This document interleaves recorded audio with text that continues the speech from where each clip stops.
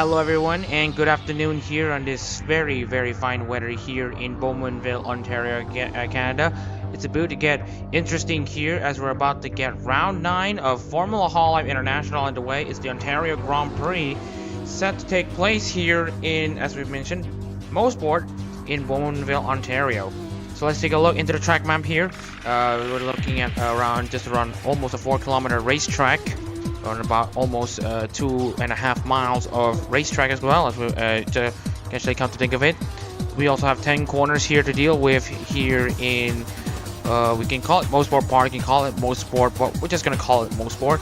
We're going to be taking a look into the lap count, 78 laps, the most out of any track in ARO competitions outside of Tsukuba, and basically tied for the most laps in a Formula Hololive Grand Prix. That is to be tied with another round that we will be talking about soon. We are looking at our target lap time of 1:03.594. Why do you see a very fast lap time on this very small circuit? You might want to take a look into its layout. Very fast, sweeping, lots of elevation changes. Definitely a favorite circuit for everyone. Record wins for driver and talent. Of course, Carolina Vieira da Silva is the last winner here in Motorsport. That was about over a year ago, back when the Hololive GT3 International started in the 22-23 season. And also Oro Crony was the talent who was represented by da Silva on that maiden Formula Hololive GT3 International Series win. Anyways, let's take a look into the sponsor guide. We wanted to take a look how the main entrants who have competed in every race of the season so far up to this point. No changes since the Spielberg Grand Prix. Everyone basically maintains their spot in their respective cars. Just want to focus on Jake Martinez, Takeda Adachi, Angelo Sims, and also Wani Castanto and Zeke Wimberly. These are the 5 Yen class drivers that you might want to pay attention for this race, as they are all lagging behind one driver, which is a number 62 Ayun Risu car of Aziz Moziv. And as we're about to see in the championship table, he currently has a massive lead over everyone else. And if a result goes in his way, then he will be crowned as the 23-24 Formula Hololive International Champion with one race to go.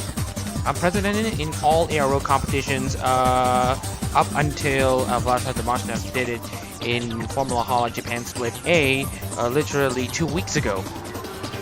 But that's not the only drivers that will be competing from this point on. Starting from this round, we will be seeing an introduction of Hololive Advent rides in Formula Hololive International, as we're about to set to introduce again these 5 Hololive Advent cars into full-time competition. They will be able to score points from this point on, so more less spot or points up for grabs for these 24 drivers. Just want to introduce them a bit. Yu Chaeyeon and Mohamed Reza comes over from Formula Hololive Japan to take the Shiori and Biju rides basically in an interim basis until another driver replacement has been announced. That will be in due course soon.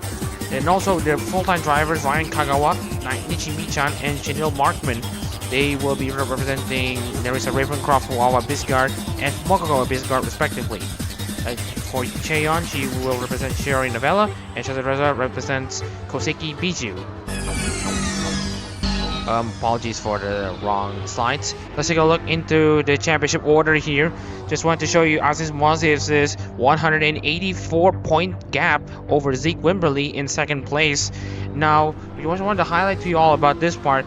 If Zeke Wimberly can finish third and essentially have Zeke Wimberly finish one position behind, and all of his championship rivals also finish behind, which is Martinez, Adachi, Castanto, and Sims, then the title will go to Aziz Moziv with one race to go. And also wanted to take a look into Corey Mendes, Rafael de Oliveira, Ahmed Alashore, Hanari Miyuki, Liam Kai, Sean Go, Evans, Santiago Bertelsen, Lusby, Jensen, and Don Ellis having over 200 points. Tayo is the only driver who the full-time driver since the start of the season to have yet scored 100 points. Maybe this will change this round. Yu Chaeyeon, of course, Shazareza, Kagawa, Michan, and Markman will start from square one as they're about to get their first points underway in Formula Hololive International. So let's finally get the qualifying session underway. Apologies here.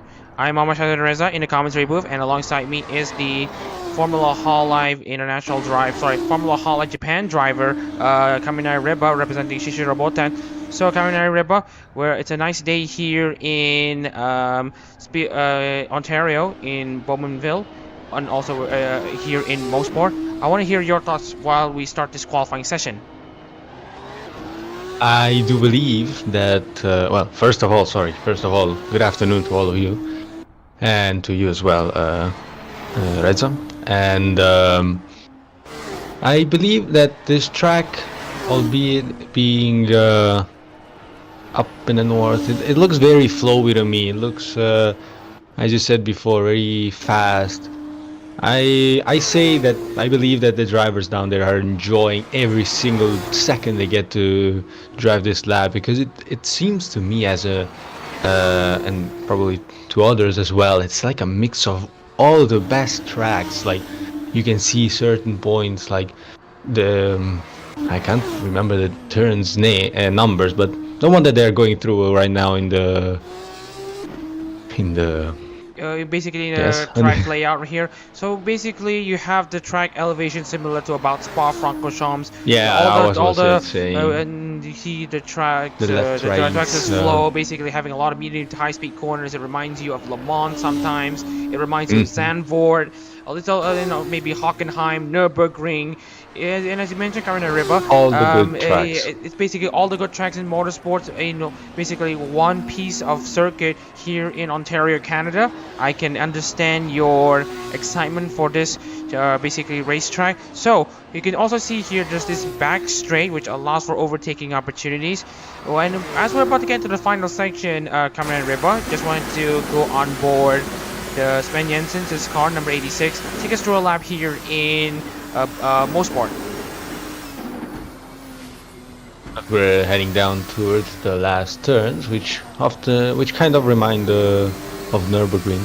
Now heading down to the first turn, which goes down to the right, somewhat like Zandvoort, but then heads out. Instead of there was a parked car there. What? Can we? There weren't marshes there. What happened to that car? Oh well.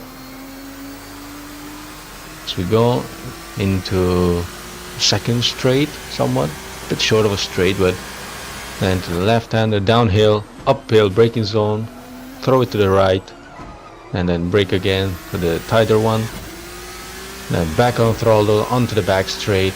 Very long, possible overtaking opportunities here, as with enough slipstream and a good exit towards that towards the turn that precedes it. Then we have this fast right-left, which also includes some slowing down. Of course, you wouldn't want to crash in a wall. Last turn and back to the main straight to end the lap. And that should be good enough for 11 for Sven Jensen here, 1.4 seconds behind Zeke Wimberly. He is showing up finally in a Grand Prix race. Now Zeke Wimberly's last 3 wins in Formula Hololive International have been in Super Prix, where the distance is only 250 kilometers. Now he's currently in pole position in a 305 kilometer race, a Grand Prix status race, and right now Wimberly is currently in provisional pole with a 1:03.675. Just wanted to check on the parked car, as you mentioned, basically when Sven Jensen was sitting up here. Oh, that's Hinoshi Tayo. There's problems for her car, and as you can see here, her car is essentially stranded at the exit of turn 1 coming into turn 2. Fortunately, she is parked at the side of the track. Really want to know what's the problem with the car, because I think looks like there was a failure of components as she got out, and that essentially made her pull to the side. Very, very unlucky for Hinoshi Tayo, who has been very, very unlucky so far in Formula Hololive International. Well, throughout the entire season even. I mean, she only managed to get close to the top 10 once, and I think she only scored one top 10 this entire season. And to me, I have to feel very sorry for Tayo, as she really wanted a break for basically the Munafiks, but right now it's not coming into fruition for her.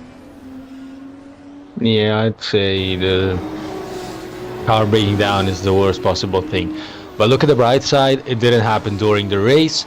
Let's point let's some touch and shoot at some point, horse to the ground. Let's hope it doesn't happen in the race. Let's hope it's even fixed before the race. That is. It will be And fixed for the maybe- race, just wanted to remind you that. And maybe they can do something in the race. You can never know. And anyways, just wanted to remind you of the current championship context here. Aziz Moaz is currently down in 14th place. Zeke Wimberly is currently in the lead. And as it stands, Wimberly and Moaz will go neck and neck coming into the final race at Indianapolis, if this would be the race results. And also looking at Jake Martinez in 11th place. And also just wanted to check into other drivers. Also we have, from what we're seeing, Castanto down in 17th, Adachi 16th, and Angela Sims currently sits in 9th.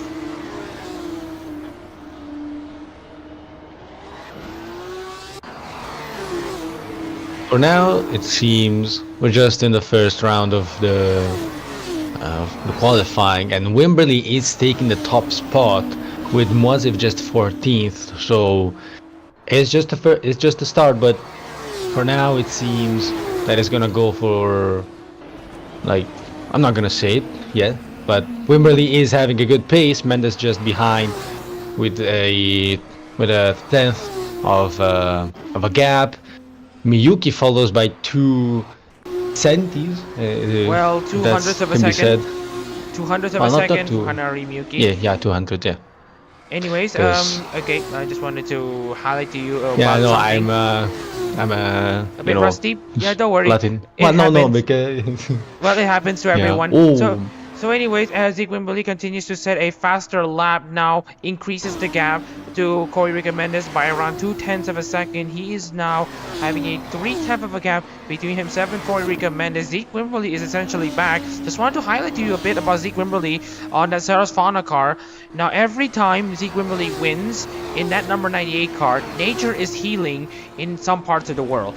And right now, we're seeing a greener earth just by Zeke Wimberly winning a race for the Saros Fauna and the Saplings. And of course, for the Saplings who are getting pretty homesick when Fauna is not streaming, well, fear not, because Wimberly is able to help at least try to fill that gap, as he is essentially representing the Saplings and essentially getting the Saros Fauna fans the rep that they deserve. And of course, Wimberly has already won 3 races in Formula Hololive so far, scoring poles in all of the 3 Super Prix that was already hosted in Formula Hololive at this point, and also winning all 3 of the Super Prix that has been hosted this season. Now, will he win his first Grand Prix? We'll have to wait and see.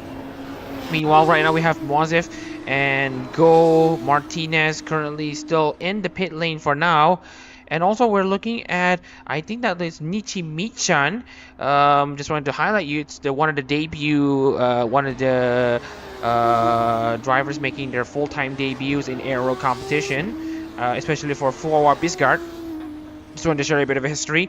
Now, in the Austin Grand Prix, in the season opener for kicking off the 23-24 Formula Hololive International season, it was Jake Goodwin who won for Fuawa Bisgard back when Hololive advent rides were only considered to be a part-time ride. And right now it's currently down in 15. Just wanted to adjust on things. And speaking of adjustments, it took not much time to adjust, as he's already adjusted to this Formula Hololive International car, as he's currently piloting the number 14 Koseki Biju, or Koseki Bibu, number 14 car. And obviously using his Formula Hololive Japan experience, he's currently putting his car close to the top 5. Koseki Moai statue, also you could call that. Anyways, Bernardo Santiago now up into 11th. I just wanted to also highlight a bit of a fun fact. Apparently, Watson Amelia is Canadian in blood. Same goes for Oro Crony. So essentially, Bernardo Santiago and Juan Castanto are essentially racing the home races for those following Hololive members. So right now, Santiago is currently in 11th. And Costanto is down in 17th. And speaking of Shaded Reza, he's improved. He now sets a lap time only 4/10 behind Zeke Wimberly. So Shaded Reza, of course, raced against Wimberly in the 2023 Formula Hall Japan season. Maybe there's going to be a rivalry spark between them once again. Well, I would say only 4/10, but 4/10 is a lot now. Wimberly seems untouchable up there, which was 1.471, but I mean, only time can tell if anybody can dethrone him, but seems like it's gonna be tough. Ito Bertelsen just gets into the pit lane. He's currently setting a 4th fastest lap time. Meanwhile, Nishi Michan continues to actually surprises us, putting a 1:04.159 if I'm not mistaken. That was the lap for Michan in that number 25 Fuawa car. Yeah, he is essentially 7/10 behind. Yeah, 7/10 behind Zeke Wimberly. So very good lap from the Malaysian driver. And as you can see here, there's also improvements for Jake Martinez. The track is wrapping up, coming into the end of this qualifying session. Will there be more surprises?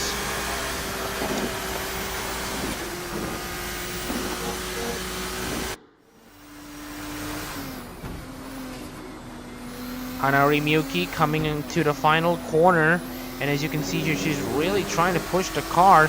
She's having the best race she's ever had since essentially the Phillip Island Grand Prix, which was round 2 of Formula Hololive International for this season.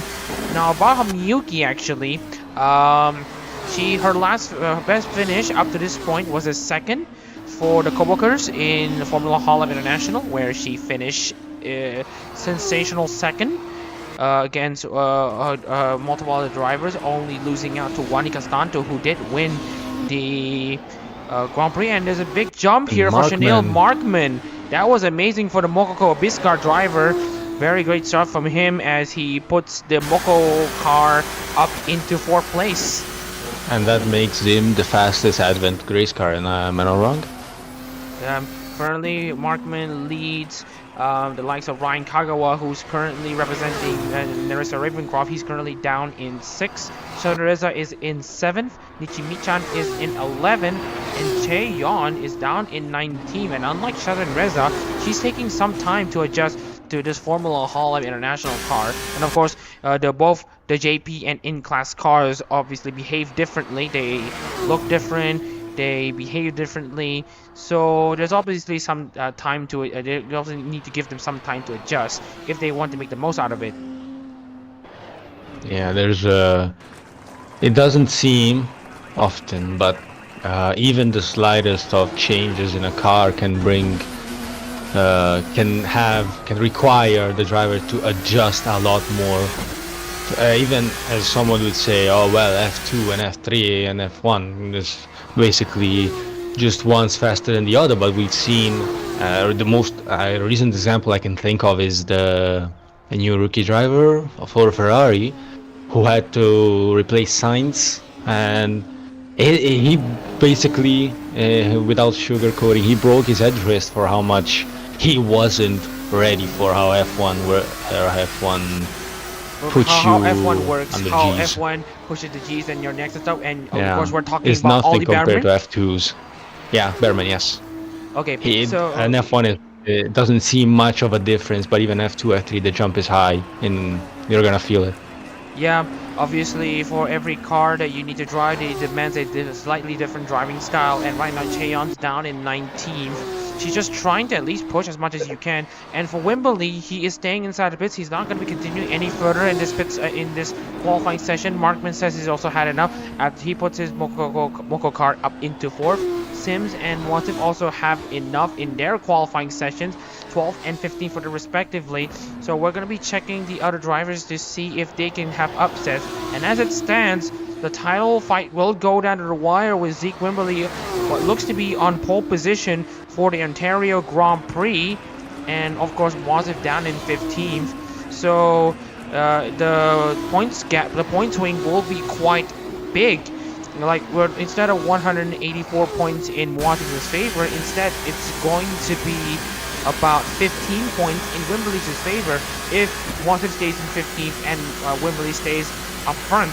And of course, we aren't discounting the fact that Moisif has been very consistent throughout this entire session. And speaking of which, Ethan Bertelsen for the Nanashi Mume jumps up into second. Very great stuff there for Bertelsen. And basically, the friends gotta be very excited about this. And he is moving.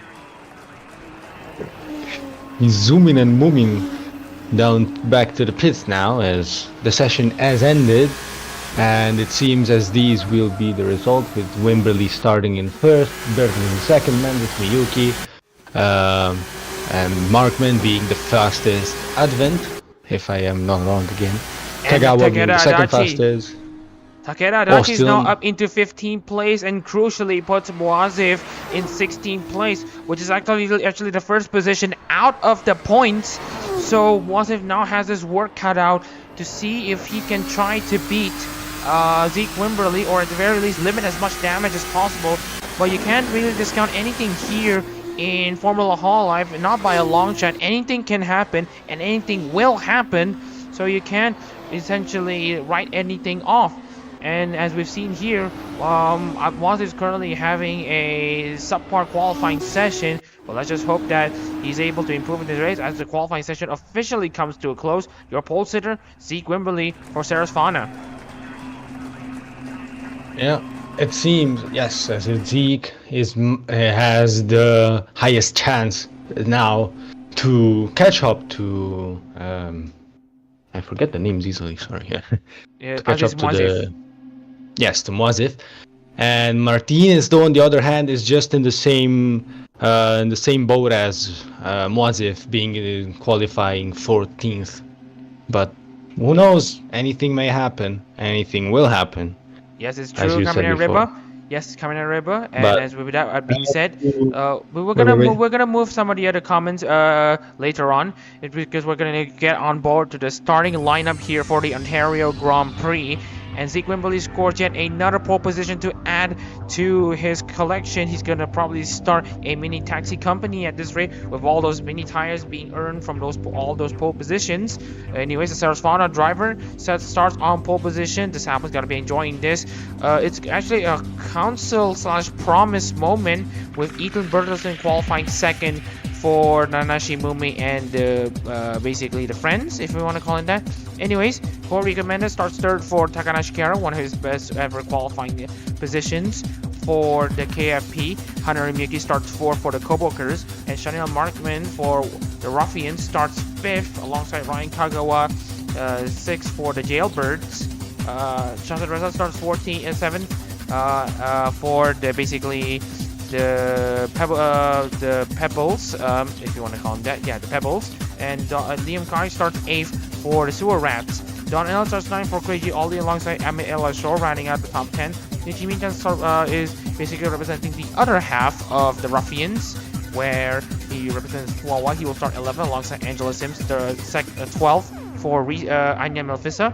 Bernardo Santiago 13th for Watson Amelia, alongside Jake Martinez 14th for Mori Calliope. Takeda Adachi 15th for Nina Mayananes, alongside Isis Moisif 16th. The championship leader starts in 16th and the first position out of the points. Cheon starts 17th for Shiori Novella, alongside Yuri Rafael de Oliveira 18th for Pavolia Rene. 19th goes to Sean Go for Gao Gura, Juanica Santo 20th for Oro Koni. Javier Lusby 21st for Vestia Zeta, alongside Dan Evans 22nd for the Euphoria, the Irene Neo 15th. Ben Jensen starts 23rd for Iris, and Yoshi Tayo actually starts 25th because he's got an issue in qualifying, and of course she technically starts behind the safety car, but let's just say that this is basically a back of the grid penalty for changing our components during a qualifying session. But yeah, Anyways, very unlucky for Hinochi Tayo, but of course we're glad to get this race finally started. You got any other comments there, Riba? Don't think I have. Don't think I have. I think we're good to go. Anyways, we're about to get this session finally underway here. It's going to be a very amazing race here in Motorsport. Right now it's going to be Zeke Wimberly about to start this race on pole position, and alongside him is of course Ethan Burleson, and the race finally gets underway. And now we can see here Ethan Burleson tries to find a way past Wimberly as all of the drivers finally get themselves launched. As Wimberly currently leads, Burleson second, Jorge Mendez tries to defend against Hanari Miyuki, and Kagawa beats Markman into 5th place, Kai 7, Shadreza 8th, Elashore 9, Ellis 10, Sims 11. And just wanted to check back on the back of the grid. And right now, oh, Hinochi Tayo has crashed before. He has even actually across the start-finish line. Actually, we're going to need to try again. We're going to actually red flag this race due to essentially stuck debris. So we're going to restart the race. Apologies if we have to do that, as we're basically going to abort the basically the start attempt number 1. So we're actually going to try again to make sure that everyone is able to get themselves back on track without having any car dispersed just like that. Again, very unfortunate for Hinochi at the start, but she finally she'll at the very least have a chance of a second chance. I can just imagine like Zeke Wimberly being having a pissed voice like Leclerc, and just going, what is this? Come on. Anyways, here's start attempt number 2. Zeke Wimberly with Ethan Burleson at the start. It's the start of the and we're off here at Ontario, and for the Ontario Grand Prix. Sorry for the slight awkwardness, but anyways, Zeke Wimberly finally gets his car underway once again for the second attempt at the race start. Before he has. Burleson second. Mendes manages to defend against third against Hanari Miyuki. And right now we are still probably not catching Hinochi Tayo once again, and yep, looks like that is a problem for Tayo, and I think we're gonna have to monitor if Hichi is still okay for the race. Anyways, Wimberly is gonna try to push on, trying to defend this lead. Bertelsen, meanwhile, second, Menes third, Miyuki fourth, Markman fifth, Kagawa sixth, Sheldon Reza seventh, Ellis eighth, Kai ninth, and Ella Shore rounds out the top 10 with multiple drivers going too wide, going double file. This might be very ugly as they're still approaching a very stranded Hinochi Tayo. Here comes Zeke Wimberly coming across the final corner. Will it prove costly? We're gonna have to go free camera for this one. And right now, as it stands, Hinochi Tayo, almost there. Whoa. Unfortunately, it's still good for multiple drivers. Anyways, we're starting lap 2, and as it stands, there won't be too much of an issue between the drivers. And right now, they're just gonna hope that they're able to navigate their cars in turn 10, which has now been tightened dramatically due to Tayo's stranded car, and of course limitations in Assetto Corsa prevent us from actually kicking someone. And for what we're seeing here, someone is not properly recorded in the timing tower, and as you can see here, Adachi against Castante, he has to defend, and Adachi defends it well. And also just want to check on who is not actually being credited. Shango. Yeah, Shango. Yeah, Shango is missing, and just wanted to confirm he is actually retired from this race. The first of 2 retirements, unfortunately. But we're gonna have to check back in the replay to see what happened to Shango. Unfortunately, it will be a retirement for the Gaogura driver. The Chambas are not going to enjoy much. And I think this is why. Oh, and that is going crazy with it. Ade Oliveira and Juani Castanto. Aziz Mwazif, 3 cars already crashed out at turn 8, and crucially, the championship leader Aziz Mwazif has crashed. And he's stuck. He can't. I don't know if he's like recovering or something, but he's stuck. And he's out of the race, unfortunately. And that will be it for the championship leader. And now, in just a one fell swoop, in just 2 laps, the odds are now in Wimberley's favor. The ball is in the Saplings' court as Zeke Wimberley currently leads the pack here in Ontario. We're still trying to process what is exactly happening throughout these first 2 laps, but what we can tell you for sure that Zeke Wimberley is currently controlling this race against the 21 remaining drivers, and right now he's gotta have to hang on to this lead. If he can hang on to his 4th win, this should be the win that helps him get back into the championship lead. But look at Ethan Bertelsen, fastest lap so far, 1:03.742. It's such a mess. It's just very, how do you say, disappointing and sad that Emissive just retired like that. I think they wanted to scout a bit more the edges of the track, but they pushed it a bit too hard. Him and the other 2 just really wanted to try something else out, and it didn't pay off. And that's a big shame. But right now here comes more battles. Here comes Don Elise trying to find a way past Liam Haye. Both of them basically finishing outside of the points in the last race at Spielberg. They wanted to prove something right. Here are the battle between the 2 Hololive Adrian cars, and as we've seen here in turn 8, which is about to become Calamity Corner, if they are not careful there when they go side by side, then there's going to be calamity, as we're seeing multiple drivers already making contact. You can see here the tire marks at turn 8 just shows you the dangers of the corner. Wow, it's dangers of the corner. I'd say more dangers of the drivers trying to really push everything to the little edge that there is, and again then paying the price for it. And meanwhile, here comes Dan Evans in 17th place for IRA Neo 15, trying to defend against Javier Lusby in 18th. And right now, Lusby is going to try to find a way past Evans. And right now, Evans is blocking as he should be. Of course, these guys are race car drivers. They're not going to give an inch to their opponents. It's all for themselves right now. And speaking of other drivers for themselves, Zeke Wimberley has the fastest lap of the race so far. Ethan Bertelsen is actually losing touch to Wimberley, and is going to be under pressure for Corey Rico Mendes. It seems though that what we thought of before as a possibility is now becoming the truth. Even though we're just 5 laps into the race, it might even be just this, as the gap, as you said before, is increasing, and not by a small margin. Where Wimberley does again fastest lap by a good, how much? 2/10 faster, 1/10 faster. Anyways, so, we're speaking of which, we're looking into new drivers coming into the pits.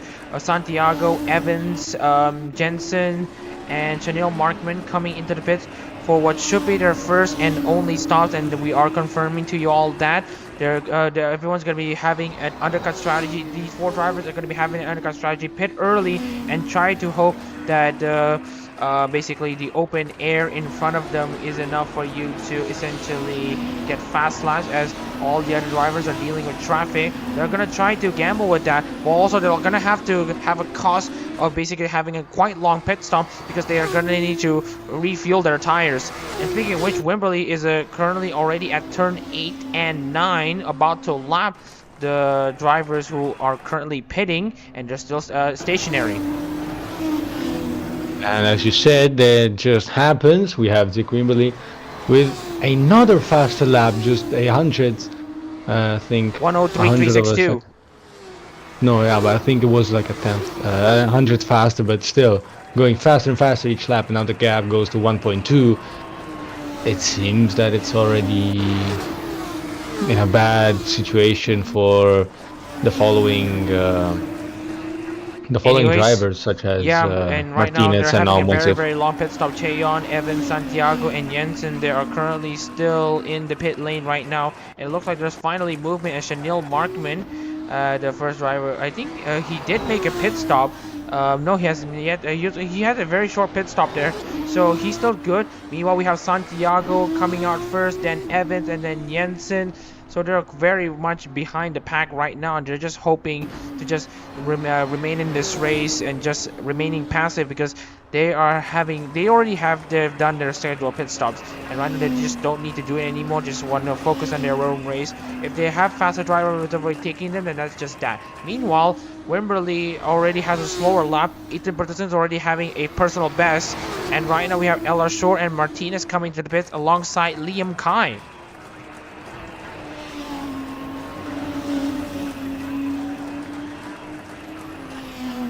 As we have Castanto jumping on De Oliveira. Oh, and that's Yuri Rafael De And De Oliveira Oliveira. is on the wall. Another That's casualty why. in turn 8.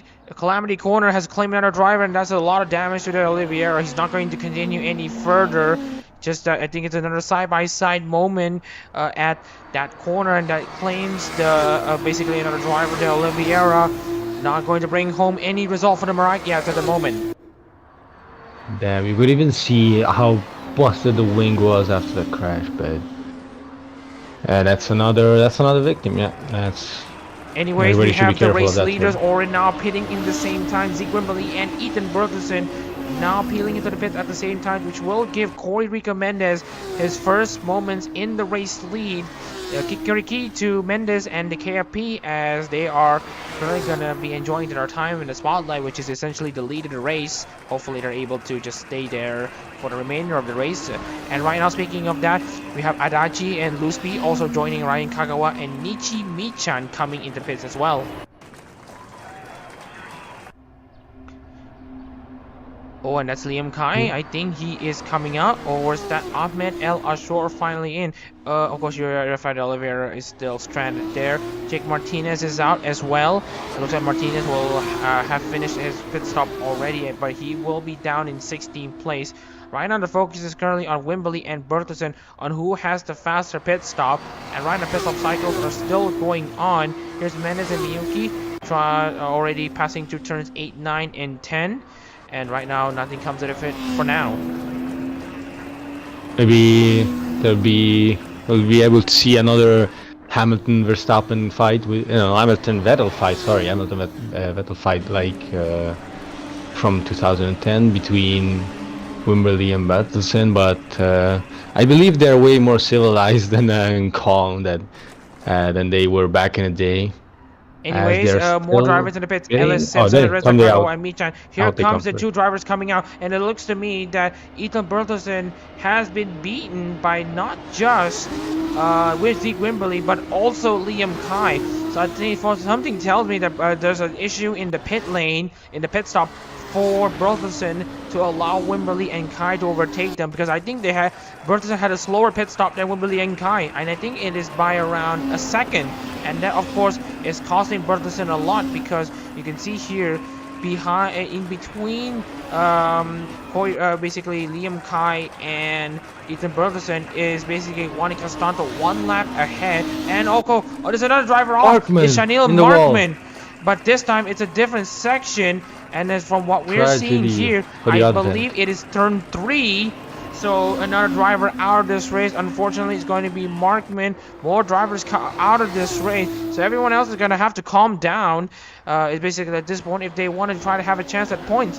And right now, as it stands, we have also Mendez and Miyuki coming into the pits. And then this is a disaster for the quote-unquote Advent team, as they lose their first and up until now fastest driver. Kagawa now takes that spot, followed by Reza, and Wimberly is down in 7th, followed by Kai, Michan, Bertelsen, Elise Sims, and the rest. I'm sure you can read it. Anyways, just want to check on Ryan Kagawa. He actually beats everyone. Actually, just wanted to check with you. He's actually beaten both Shatan Reza and Wimberly by pit strategy alone. And you can see here, Kagawa already has completed his fuel stop. And right now we also have Castanto, Mendez, and Miyuki. Kagawa is already at the back straight. Just want to focus on Mendez, Castanto, Miyuki. These are the last drivers who are coming out. Miyuki is already coming out. As I was saying, Wimberly had the jump on Reza and now on Kai as well. Miyuki comes out into first place. Mendez and Castanto still pitting. There's a good minute of distance between 4th and 3rd. So we'll see now. But my bad. Anyways, there's a big shock here. Miyuki manages to use her overcut strategy to good effect, as we've mentioned earlier, and with a very short pit stop, and with her only focusing to change the tires and not spending too much time on field, Hanari Miyuki has now placed herself in the net lead, the race lead of the Ontario Grand Prix for Kobokanairu and the Kobokers. And if you're a Koboker, you gotta be very excited about this. Miyuki has not sniffed closer into the race win since Phillip Island, and right now this is the race where she will be making right with basically her chances and see if she can at the very least get us finally within touching distance of her first Formula Hololive International win. It's always great to have the first win. I hope, you know, I'm really always excited for chaotic races, so maybe they get it, maybe they don't. I really hope they do, in all fairness of the sport. But as we were talking about the pit stops, we have Castanto now down into the 17th place, which proved to be a very bad pit stop. Well, it's not just that, because Castanto was actually well down the order as the race progressed. So right now he's already struggling with race pace at the moment. So it's expected that Castanto is just going to drop down a few more positions. So right now it's just natural selection at this point, with Castanto down in 17th. And also Wimberley are only up in 4th place. Wimberley might not see this as the most ideal situation right now, given that he needs to win to take the championship lead back from Wazif, especially given that Wazif has crashed, essentially having his first DNF of basically the entire season. One, it basically tells you how amazing of a season Wazif currently has, and also speaks volumes about his consistency from rounds 2 to 8, where he has finished no lower than 4th in those rounds. For now, yeah, it's completely flat new road for Wimberley. He just has to push it to the metal and really get that first spot to, as you said before, was it 15 points of advantage over Wadzif, right? Yeah, for right now, if he wins this race, and of course Wadzif doesn't score any points, he will have a 15-point gap coming into the final race at Indianapolis. And by the way, Indianapolis, I mean the road course. And speaking of Corey Recommenders, he has been catching up just a bit to Hanari Miyuki, but right now the gaps have kind of just stagnated between the two, and right now it's actually opened up for Miyuki to steal something back. Maybe it's just dirty air, but of course because of a lot of the medium to high-speed corners. Well, let's just check the lap times here. 1:05.754 for Miyuki. Corey Recommenders 4/10 of a second faster. Recommenders is on the chase. As you said that, he's now just dropping the... Is this... Oh no, okay, it's fluctuating. He's dropping the bomb right now. Corey Recommenders, he's basically trying to push himself closer. Yeah, pushing it. Up the hill, braking again. Throw the car to the right. And heading down towards 8th. Through the back straight. And you can see here the gap dropped down to 2.6 seconds. But right now there might be a battle between Luzby and Santiago for who gets 4 points instead of 1. And right now Santiago, who has won a Formula Hololive race, that was the Capture the Moment Grand Prix Split C race. Of course, he was defending against Richie Rod, who is faster in the corners. Santiago just had the horsepower and the straight line aero package for him to just defend himself on that 1.5 kilometer long straight at Fuji Speedway. But right now Santiago, he's having a pretty neutral setup, and he's not catching up though to Luzby, but he is getting close. And of course, if any driver dares to get close here in Motorsport, they're gonna have to make sure that they don't go too aggressive at turns 8, 9, and 10, especially turns 8 and 9. You can see here the curves are quite high, as we've mentioned. That's probably why they easily lose control and spin out.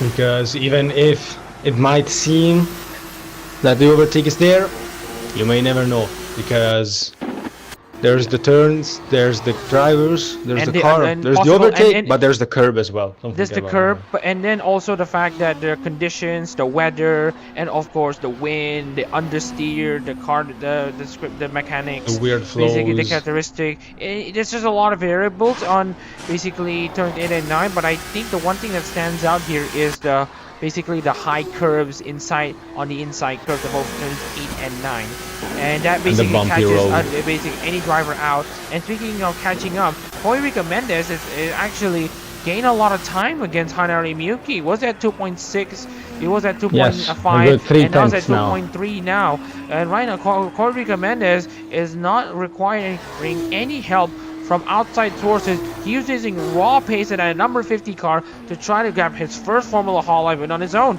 And right now, the top three, if any of the three win a race here in Ontario, it'll be a first-time win. If Zeke Wimberly wins this thing, it will be his fourth win, and of course, it will basically break the record for most wins in Formula Hololive for a single talent. And of course, if you want to say Mama Reza in the Holo 27-227, please note that this is an invitational race, and invitational races don't count for points. And of course, these also may not count towards the record books. So, if Wimberly wins this by through some divine intervention, then we might be seeing some headlines as, of course, he gets his record-breaking win. And as you said, Wimberly winning air is, one can say, crucial. It's the highest he can aim. No, the lowest he can aim is P2 at best. Well, he can aim for P2 since everyone has essentially completed their pit stop cycles. Of course, Shango, Aziz Moazev, and Hinochi Tayo, also Chanel Markman, they are currently out of this race. As well as, from what we're seeing, Yuri Rafael de Oliveira out for the count so far, which is absolutely a very much a shame. But anyways, back to Corrica Mendes, he is catching up by a rate of not to Hanari Miyuki. Let's take a look into the difference in lap time. You can see here it's now equal between the two this time.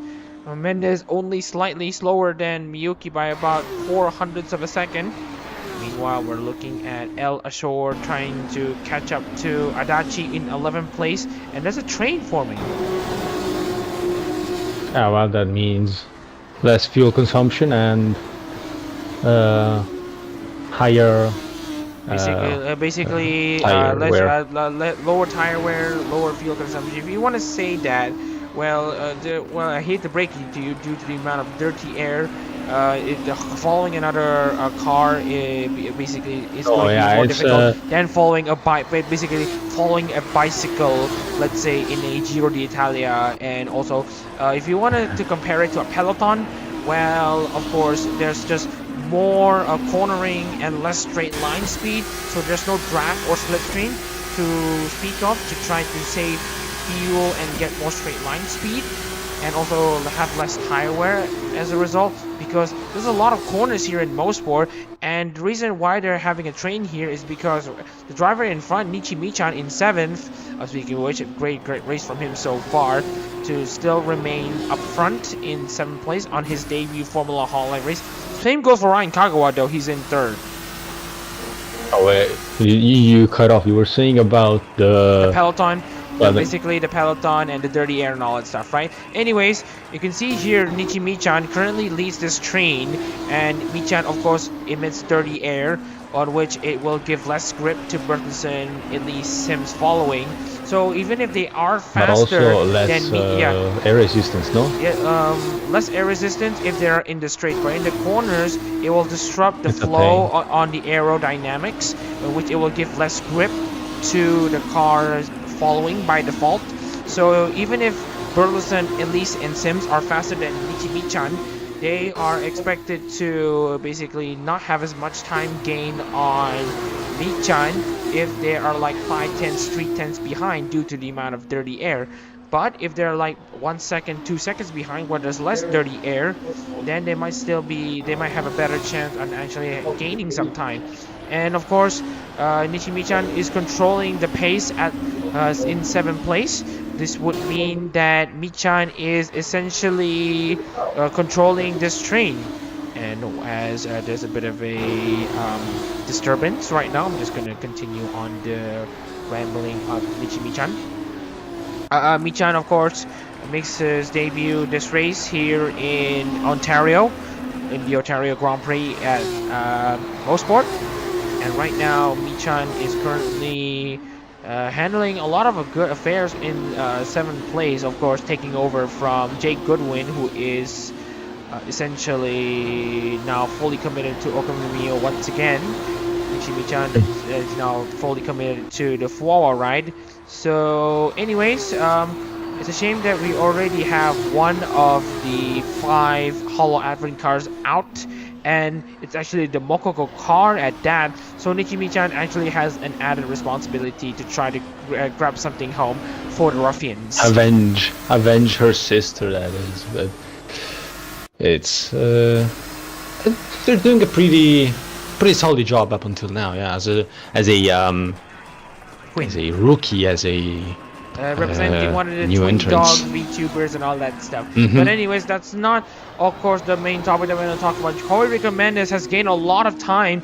While we were talking about Nishimichan and Dirty Air and all that stuff, Corey Rico Mendes has found basically another 1.5 seconds to get himself ever so closer to Hanari Miyuki. And right now, Corey Rico Mendes has a good amount of race pace in him. And as you can see here, very good on the timing, basically on the speed traps. And right now, all Corey Rico Mendes needs is to time his pass absolutely correctly.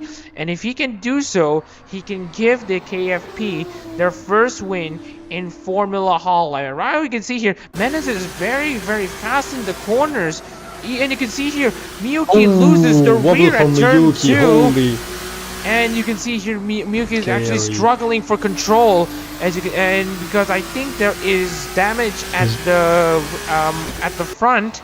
Wait, no, it's not really damage at the front. There's actually, can we get an onboard? Well, there's not much of an onboard right now, but we can say probably that there is more grip in the rear than there is at the, there's more grip at the front than there is at the rear. So the setup, just right now, you can see here the track is actually cooling down, and right now I think the rears are essentially being used more than the front. As you can see here, we also want to mention to you all about the track layout here in Motorsport. A lot of high-speed corners, a lot of high-gear corners, even when cornering. That actually eats up a lot of tires. And now you can see here, Corey Rico Mendes is ready to pounce. Down the inside goes Corey Rico Mendes for the race lead. And actually, scraping the wall. At turn 1, at the inside turn 1, yes he does. And now coming around the outside of Miyuki, Miyuki is going to try to desperately defend for her lead, but it's not going to be for long. But you can see here, Miyuki absolutely tries her absolute best, tries to hang around the outside of turn 3, and now coming into turn 4. And you can see here, Corey Rico Mendes dive bombs down the inside of turn 5. And you can see here turn 6 and into turn 7 makes contact. The 2, it's end-to-end stuff, but I think Corey Rico Mendes has it. And the Firebird Nation gets into first place, but Miyuki will not back down. Gonna try to move down back the inside in turn 7, is it? It's gonna be ugly.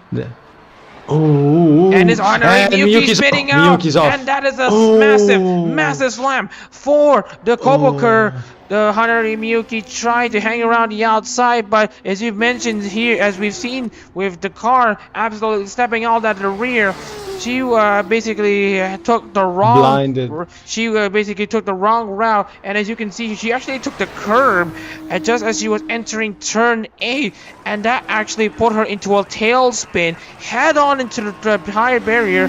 And right now, we have Hanari Miyuki currently stranded, and it looks like she is okay. That was a hefty accident for the Koboker, and obviously for the other Kobokers watching, and Kobokanayu, again, heartbreak for what would have been an opportunity to at least grab second or third. That's absolute heartbreak. Miyuki is absolutely pounding whatever is in the car at the moment. Yeah, I had that happen to me often. Well, not often, but a few times that happened to me. Just being blinded after an overtake of a faster car, and just having a tunnel vision on the re-overtaking that you just forget about being safe and just crashing out and losing it all. That's And the now, worst that could ever happen. anyways, Hanari Miyuki now sets herself down into 19th place out of the race, out of the Ontario Grand Prix. And now, for every crash that actually happens, it actually helps Zeke Wimberly get ever so closer to to basically Aziz Mouaziz's points tally. And if Wimberly can at least stay in the third or second, then the gaps are going to drop down to just about 10. Significant amount. A significant amount, yes, true. And right now, from what we are seeing, if Wimberly can hang around, if Wimberly hangs around in third, he will basically he will basically only be 34 points behind Zeke Wimberly. And I believe there's probably something in his mind that it's not going to be enough. He'll have to try to get this win. But for Koirica Mendes, he basically just took it absolutely calmly. Even if Miyuki took the race lead away from Mendes at the end of the back straight, he knows that Miyuki might misstep it from somewhere, and so he basically cleverly backs down, coming into turn 8. While Miyuki tries to desperately and aggressively get herself back into the racing line, she clipped the inside curb at turn 8, the inside curb at turn 8. As we mentioned, the curbs inside turn 8 are very, very high, so it's not really recommended for these Formula Hololive cars to essentially run them over. And unfortunately, Miyuki didn't get the assignment, and of course, she slammed the inside curb, lost the rear end as basically it was a hefty landing for the 40 car, loses the rear and has the rear end come first into the outside wall at turn 8, has the car go slightly airborne. But yeah, unfortunately Miyuki is okay. Nasty accident as you mentioned here. But at least for Koirica Mendes, he doesn't need to worry about that too much. He's currently in the lead. He doesn't have to worry about that. His eyes are dead set on giving the KFB their first win.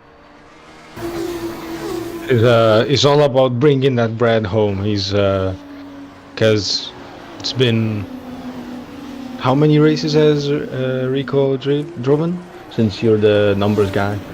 Oh yeah, just wanted to get on to the stats here at the moment. Koirica Mendes has not won in an overall. He's not won overall in his career so far. If you want to go back to even the Hololive GT3 International Series, the last time that a KFP won for Takanashi Kiara in any aero competition, that was back in April 2023 when Hector Bembe, driving for Takanashi Kiara in the Hololive GT3 International Series, grabbed his win in the Korea International Circuit in Yeongnam. That was over a year ago, and right now the circumstances have absolutely changed, with focus now solely towards the bright uniform and of course Formula Hololive. Koirica Mendes is currently channeling his inner KFP energy to try to bring home finally this win for the KFP and Takanashi Kiara. Of course, he is a KFP member himself.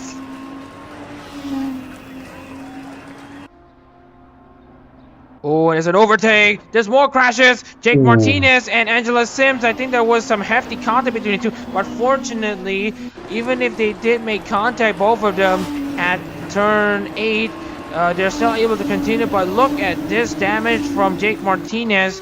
The championship hopeful is now starting to become a championship hopeless, if you want to, if that is actually a very good term. But anyways, he now has serious damage on his rear wing. Maybe he might think of actually pitting him for repairs. Maybe not. He's still stable for now, but he's losing a lot of time here. And now you can see here Santiago and Cheon about to overtake Martinez. And this has made the road of Wimberley even more flat and white, brand new. Yeah. And well, essentially it's more concrete, and essentially it gives Wimberley a bit of a breathing space because he doesn't have much title contenders that he needs to think of. His fellow title contenders are falling by the wayside. Jake Martinez having rear wing damage after making contact with, I believe, Angela Sims. You can see here he really has to back off there at turn 8 to make sure he doesn't have his rear end step out, because you can see here the rear end is where you can get some stability in the car, and with none of that stability he's essentially going to have a huge risk of oversteering. But anyways, that's just a few of the drivers, because looking at Adachi, who's currently up in 9th place, he's just surviving it all. And also Angela Sims, who's currently in 11th, and also of course Zeke Wimberley in 3rd place. But I think also Juanica Santo in 14th. Zeke Wimberley is having a field day right now. Just as the youth counting me would say, he's just chilling it out at the front, kind of. Yeah, he's just basically chilling at the front, Zeke Wimberley, and as you can see, you just want to check on the lap time differences. Zeke Wimberley is actually using his experience to try to catch the inexperienced Ryan Kagawa. Kagawa, of course, losing touch to Corey Rico Mendes, and right now, actually Mendes is actually hoping that Kagawa is gonna be like a roadblock to Wimberley to make sure that Wimberley has a lesser chance of actually catching up to Mendes.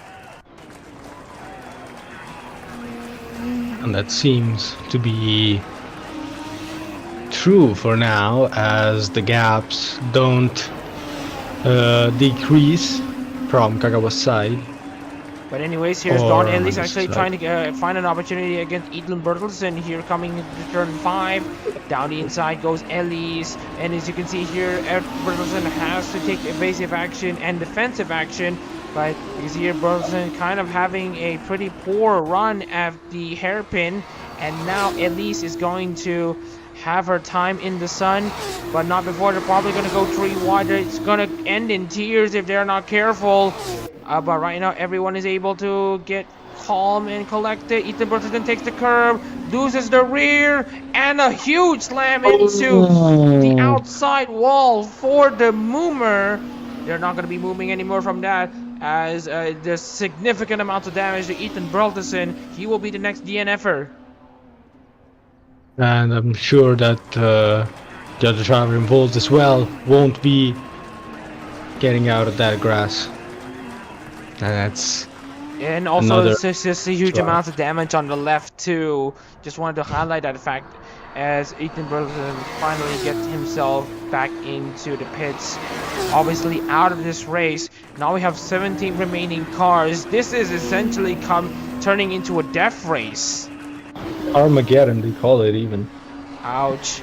End of days. If for these drivers, they are not careful. It's basically a calamity circuit, as there's a lot of attrition, there's a lot of retirements right now.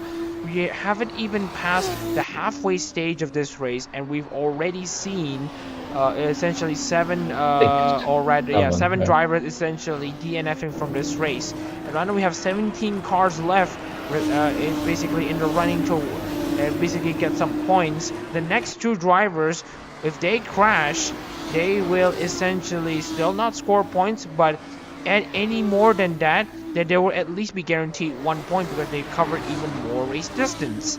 And speaking of which, we have Dawn Ellis absolutely grinning at the fact that her rival has crashed. And also, this only happens when Bertelsen is okay, which is actually okay. But yeah, she is fine. She's absolutely glad that Bertelsen is okay. But deep down, she is smiling because she manages to beat her rival, with her rival absolutely making a mistake and crashing. Just doing it with their own hands, which adds insult to injury, from my experience. And also, just wanted to highlight a few things. Also, this is what we call intimidation. Like, for example, have your presence known to your rivals, and essentially have them fear They'll be you. the one crashing. And make sure they basically soil their britches. And speaking with, there's another switch out overtake here. Javier Luzbe actually straddles the curves at turn 8, but manages to keep the car running, and of course passes the stricken car of Jake Martinez. Jake Martinez continues to fall down the order. He's still continuing, but as it stands, he will be comfortably in last place. And if he can at least keep his car running through the end of the race, of course, basically persistency and of course the ability to never give up can also come into play for Martinez, like running until the very end to see what sticks. And if he can at least do that, he will at the very least get at least 15th or 14th if more drivers essentially crash. Which would be ideal for a few, but not so much for the culprits, but not for the receivers. Anyways, just wanted to check on to essentially the progress chart. Here comes a bit of an interesting sign. Dan Evans and Sven Jensen, despite not making any racing moves for position, essentially Jensen started 23rd, Evans started in 22nd. They've now gained 6 positions each. Same goes for Castanto and Lusby, who started 20th and 21st respectively. Jake Martinez is about to be overtaken by Evans and Jensen if they are not careful. And outside of Castanto, Lusby, and Evans and Jensen, the biggest gainers is actually Takeda Adachi, who started in 15th, now up into 8th place. One of the better gainers out there. Respect. Jensen and Evans also got their fair share, jumping both 6 places up, which is just being last, but 6 places up, and that'll benefit them as Martinez actually. Oh, as you can see here, Don Ellis almost making a move there on Nichimi-chan. Ellis almost making a very, very aggressive move, but right now nothing is coming out of Ellis so far. Ellis is actually faster than Mi-chan, and despite what you might say, Nichimi-chan, despite people saying that Nichimi-chan is actually leading this trolley train, if you remember the story behind the trolley, that is, if you actually have known about the trolley train story, let us know. I think I missed that one. Alright, so here's a story about Jarno Trulli. The trolley train is basically something that I believe is coined in the 2004 season, where Jarno Trulli and his Renault basically qualify very high up the grid, but his race pace is absolutely bad. And as a result, he basically just has full defense in his run, and essentially just defends any driver that tries to attack, and while trying to preserve his position in the race, even if it means destroying his tires and giving a lot of their opponents a bit of dirty air. And as a result, the trolley is slow, the drivers behind aren't able to pass him, and then more drivers basically get in the back of the other driver who's trying to pass Jarno Trulli, and then you repeat the chain, and that is where the trolley train term was formed.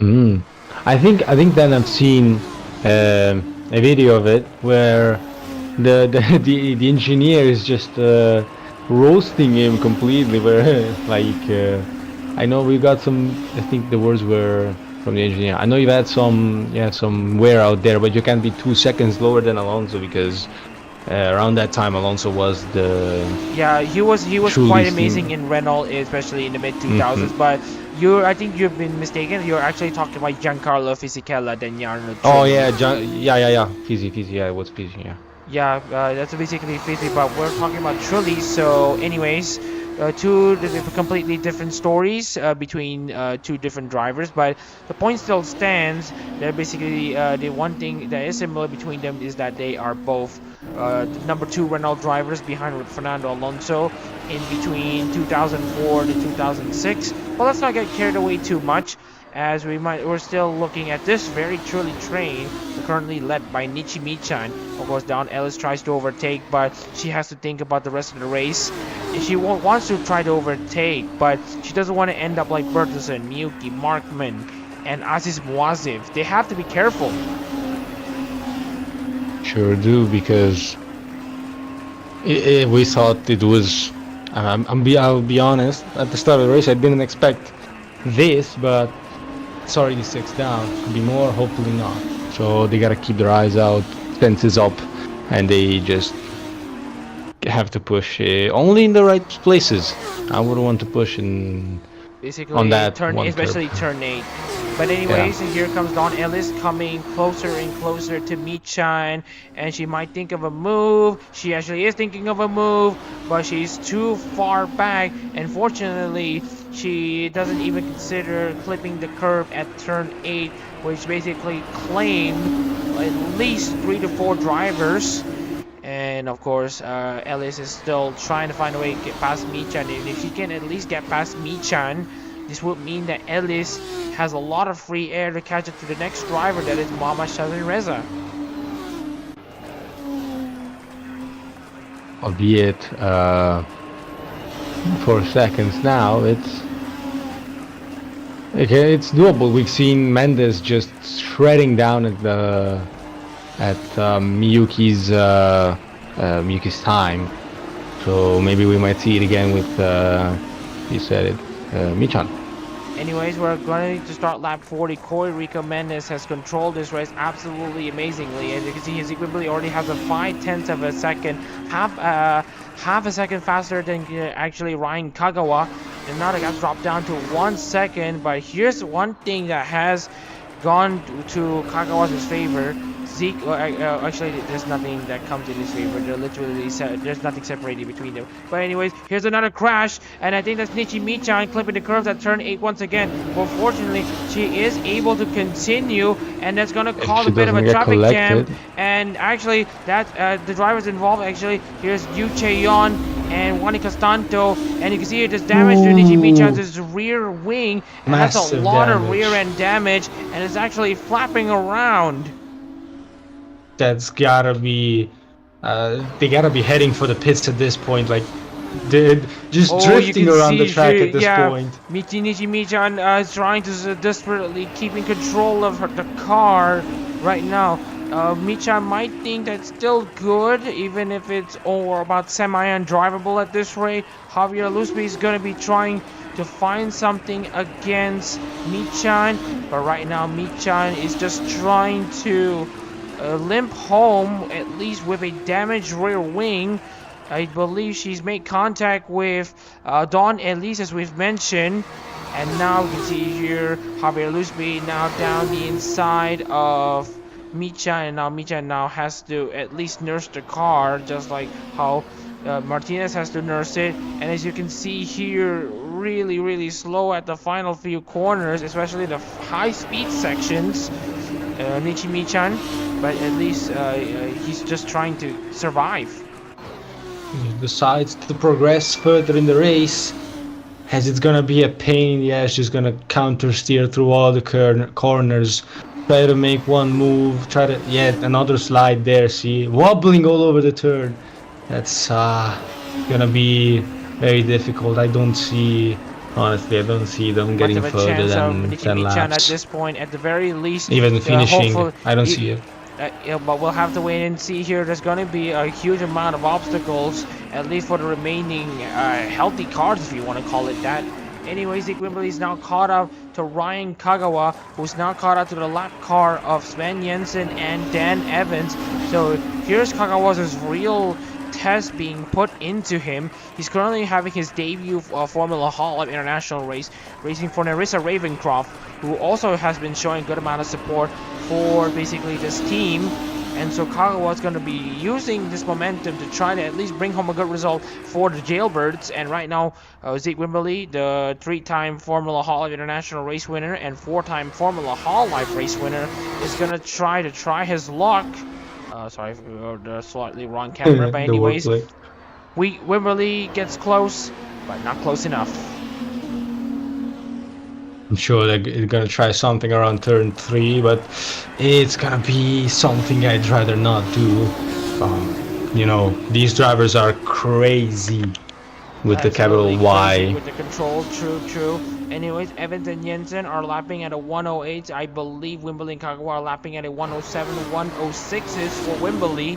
So obviously here's the Ryan Kagawa trying to find something against Jensen's already down in 17th. Kagawa's going to be pretty desperate to try to find an alternate line against Jensen. Kagawa also has to think about defending against Wimberley, because anytime Wimberley can just sneak it around the inside and just say, peekaboo, I'm taking second place. And setting... well, not exactly fastest laps in the process, but he is already behind Kagawa. I think, as we mentioned, I think there's a new trolley train forming between Jensen and Kagawa. If Kagawa isn't able to clear Jensen soon, then there's going to be more cars joining in. I mean, I'm sure that Menzies is enjoying that from his 42 laps, from his first place with an 18-second advantage and growing.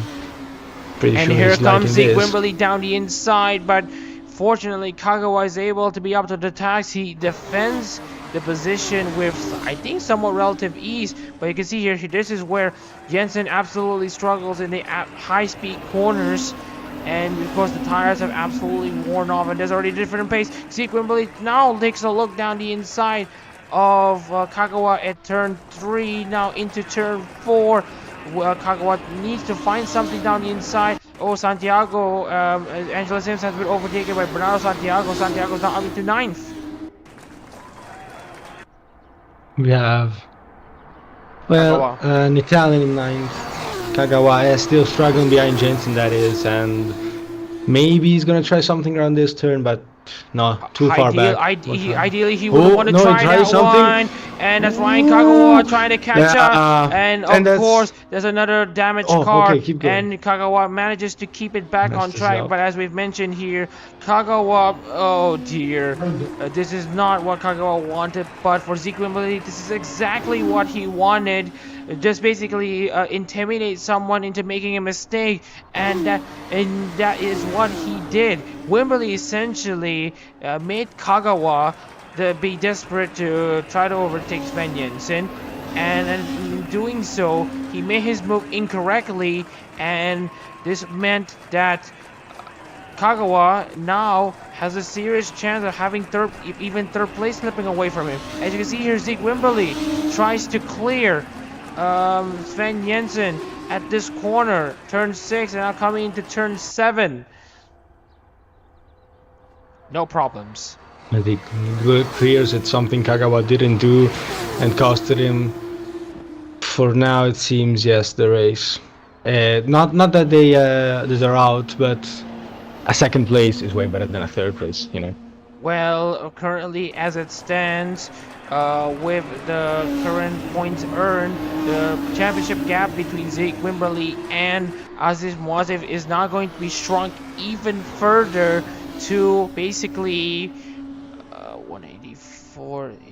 9 points separating between Aziz Moazev in the lead and Zeke Wimberley in second. And now we're seeing Liam Kai taking third away from Kagawa. Kagawa, of course, struggling with that insane rear wing damage. And whoa, that's a great slide there from Kagawa.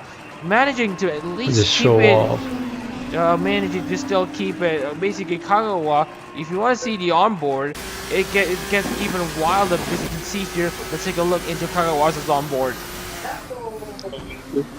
You can hear it sometimes. Ooh, you can Tokyo see already Drift counter steering at even turns 5 and 6 on that slow corner.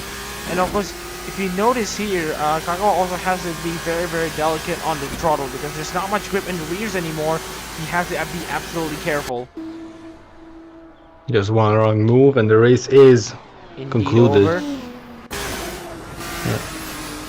And you can see here the amount of right angle turning that he has to do. It's just become a drift show at this point. And here comes Santiago and Sims. One of them will have to budge. I think it's going to be Angela Sims. It might be both of them coming into turn 8, what is now Calamity Corner. I've seen this already. And then here's Angela Sims. Oh, managing to keep the car under control there, Sims. Not what you not basically normal again, especially relative to other drivers. And now you can see here Santiago and Sims manages to race between each other very cleanly on that final sector, and that's some very great racing moves there. Sam Sims now up into 9th place. Yeah, Santiago almost collecting the wall there, bringing home some styrofoam or a tire, but keeps it out of the wall and is now back on a Honda Sims with a gap that's increasing, but he's just getting, Oh, he's and then just breathing Evans! back up. And then No, the Evans Evans is out. now, The unfortunate, Aussie is and out. that is the last of Indonesia Gen 1 cars. I believe he made contact with another driver. I think it was Sven Jensen, or was that Zeke Wimberly? Zeke Wimberly also put a good amount of intimidation on Dan Evans to clip the curb down the inside, and that meant Dan Evans is also going to be out of the race. The Aussie is out, and thus bringing out the Indonesian from the whole competition. That's Well, a yucks. ID1, because the highest ID class car Yeah. now is currently, I believe, Ahmed El Ashor representing Kyla Kowalska, and also Angela Sims representing Anya Miltissa. Also, we still got two, and the rest would be. I'll have to do one Kakawa with the Advent EN. So the rest is EN, of course. No, or am I? And Yeah. right now we have just about, I believe, There's three. four. Sorry. I think there's only 3 ID class cars remaining. This is not the day to remember for the ID class cars.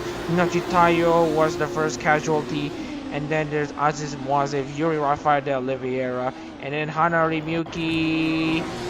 And then Nishan there's getting also jumped Dan by Evans, Martinez. and also we have the likes of, I believe, yeah, there's at least 5 ID class cars who have suffered serious amounts of It accidents. was. And now Momosha Reza is gonna dispatch Ryan Kagawa, who is already stricken with damage. Sheldon Reza, oh, that's a good amount of slide there from Kagawa. Sheldon Reza is now up into 4th place. 4 healthy cars inside the top 5. Kagawa's not one of them, of course. LSR is going to be in a very good position to grab a top 5. Just ruffians don't really know when to give up, do they? Just to hell second losing, keeping losing, but not giving up at all. Well, with one of the ruffian cars essentially being out, there's also Chanel Markman, of course, with Chanel Markman essentially retired from this race. There's also what do we call it? Nichimichan still up there in 15th place, just trying to salvage whatever points that he can find. That's going to be a big talk at the moment, as I believe there is someone, yeah, Carmen Riba is having some issues at the moment, so we're just going to take over from here as it's at the moment. I'm Of good. course, Dan Evans is still stranded in 17th place alongside his fellow ID class teammate Hanari Miyuki. But anyways, as for the lead at the moment, Wimberly isn't actually catching up to Corey Rico Mendes. Now, Corey Rico Mendes is actually caught up to the back of the pack of cars, Javier Lusby, Juan Castanto, and Yu Cheon. So Corey Rico Mendes has to approach this part of the race with absolute caution. Right now, he has 29 laps that he needs to finish, which is essentially that he needs to finish this around 30 to 31 minutes to go. And as you can see, he has to time his passes absolutely correctly. And if he does want to pass at the end of the back straight coming into turn 8, he has to place his car in the correct position to avoid having his car essentially being spun out. So right now, Corey Rico Mendes, what he just needs to do is to find the right place to overtake and essentially time his run absolutely to perfection in order to have a minimal chance of him actually crashing out, especially given the other drivers' permutations, if you want to call it.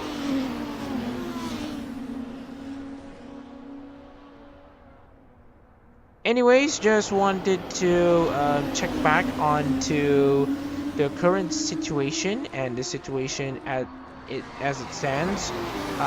Corey Rico Mendes now leads the Ontario Grand Prix after he basically caught up with Hanari Miyuki and made the pass for the race lead by then. Zeke Wimberly was in the middle of trying to get himself back up into position. And here we can see Corey Rico Mendes now diving down the inside of the lap car of Lusby. And Lusby, of course, still wanting to give a bit of pressure to Puerto Mendes there. Maybe a lap car could also give a bit of pressure to the lead lap car. Now Puerto Mendes has to go around the outside of Loosby. And as you can see here, don't turn the inside line into the outside line, but that might be the case for Mendes. He has to be absolutely careful. Oh, this turn 8 corner is going to be some serious problems.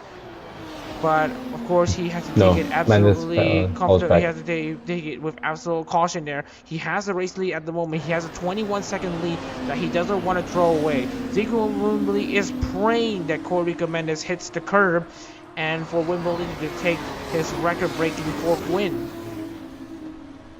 He's praying, but he's also trying to mitigate, to demolish the gap, but it seems as for now there is no chance in that, even though Mendes is stuck behind traffic. So speaking of which, as it stands, with Martinez out for the count, there's also Watkins Glen down in 12th. Adachi is in 8th.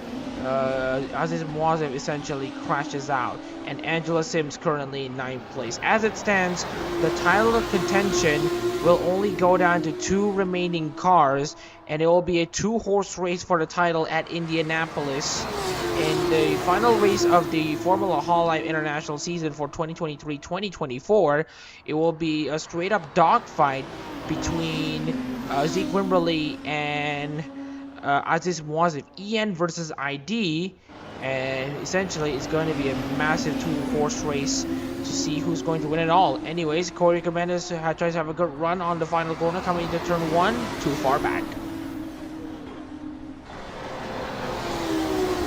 No, as I said what I said before, Wimberly is actually, Mendes is actually feeling the effect of lap traffic, and is now overtaking one. But Wimberly is actually cutting down the gap. He's cut down by 1 second for now. But right now, you have to be absolutely careful. And now you can see here, actually, we have Javier Luzbi thinking of a move against Juani Castanto, but he's too far back. Now, here comes, also there's a bit of overtake between Ryan Kagawa and Don Elise. Don Elise now moves up into 6th place, trying to move against the stricken car that is essentially Ryan Kagawa.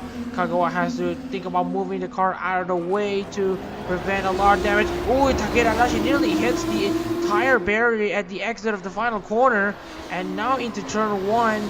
Of course, we have Kagawa. Ow! That's a huge slam! Ryan Kagawa and Angela Sims! And that should be it for Kagawa. Kagawa might just think of continuing, but I think it's going to finally be over for Kagawa. But it's going to be at the expense of Angela Sims, who now has rear wing damage herself. And of course, more calamity here in Motorsport, more crashes than you have fingers. If actually, with essentially there's like 10 to 11 crashes already in this race. What an insane race that we are watching at the moment. Let us know in the chat room. Let us know in the chat what you think of this race so far. If you're also gobsmacked of what you're seeing so far, then you're not alone.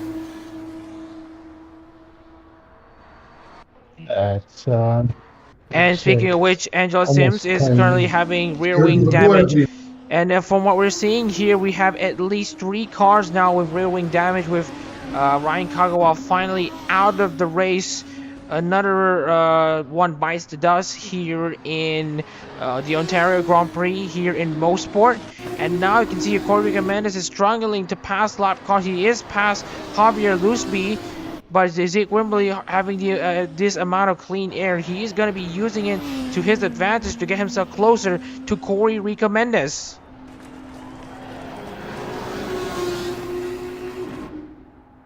So I was saying, with that before the interruption, I was saying we are at 9 retirements, and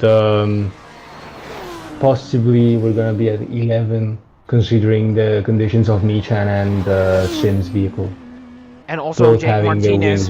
So we only have about, from what we're seeing here, 12 intact cars remaining. That's about half of the field. Here's Van Jensen finally clearing Jake Martinez. and with Angela Sims for also potentially going down the order. We only have 12 cars left. Basically 12 actually undamaged cars, well, in the grand scheme of things here in Motorsport. And now you can see here Sven Jensen is going to try to clear Jake Martinez before they get into turn 8, and currently Sven Jensen has been able to do so. Great stuff there for Sven Jensen. There was a bit of tussling between Jensen and Martinez before, but I mean, having a rear wing actually makes the difference, considering it does like 50% of the aerodynamic job throughout the car. Anyways, Corica Mendes now stuck behind Juanica Stanto. There's a trolley train forming that's currently being led by this second car of Angela Sims. This might actually give an opportunity for actually Corica Mendes to clear the two cars in front of him, and of course Angela Sims, who currently has a stricken car. Angela Sims is currently on the inside line coming into turn 8. This is not going to look good if she's not careful, but right now everyone is able to still go single file. Cheon is going to have a more comfortable run into the final two corners, into the remaining parts of the race, with Castanto is now stuck behind the stricken car of actually... Oh, there's actually a bit of contact from what I've heard, but right now there's nothing much right now. Corica Mendes and the lap car Javier Lusby around the outside. Goes Corica Mendes, and now this time it's Juan Castanto down the inside of the stricken car of Sims. And also now Corica Mendes trying to clear the lap car, or rather the stricken car of Angela Sims. And now Corica Mendes is back on chasing Castanto.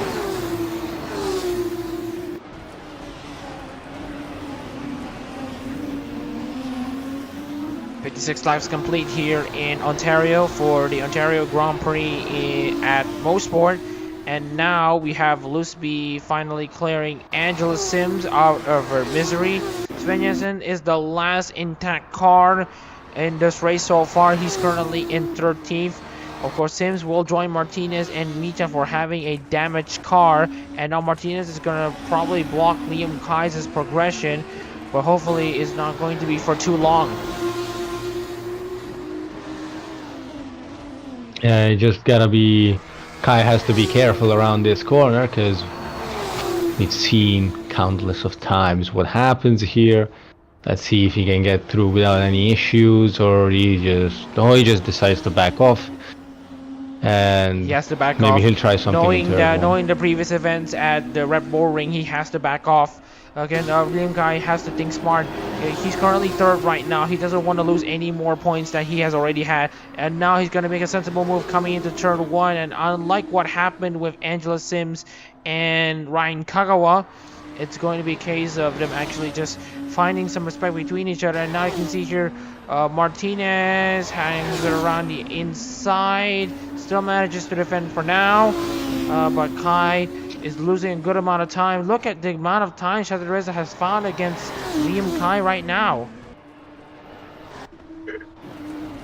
We also have Ella Shore just right behind Shadareza with a 0.5 tenths, and so they're trailing on behind Kai really quickly. They're catching up, so Kai's got to look out for that as well. Got to clear the traffic up ahead.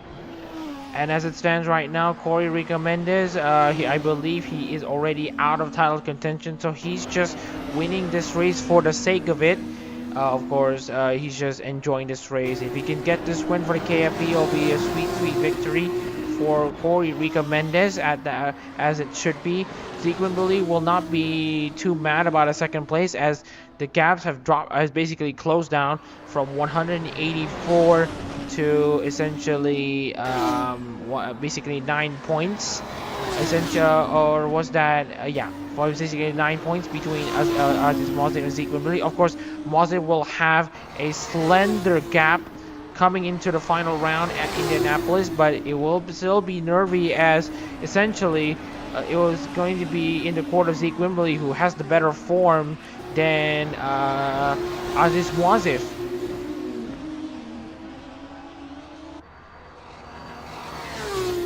And as we're saying that, Kai is losing a full second to Wimberley now. Oh, it's good. Has This is dangerous. turned the This is inside. dangerous. This is dangerous. No, clears it.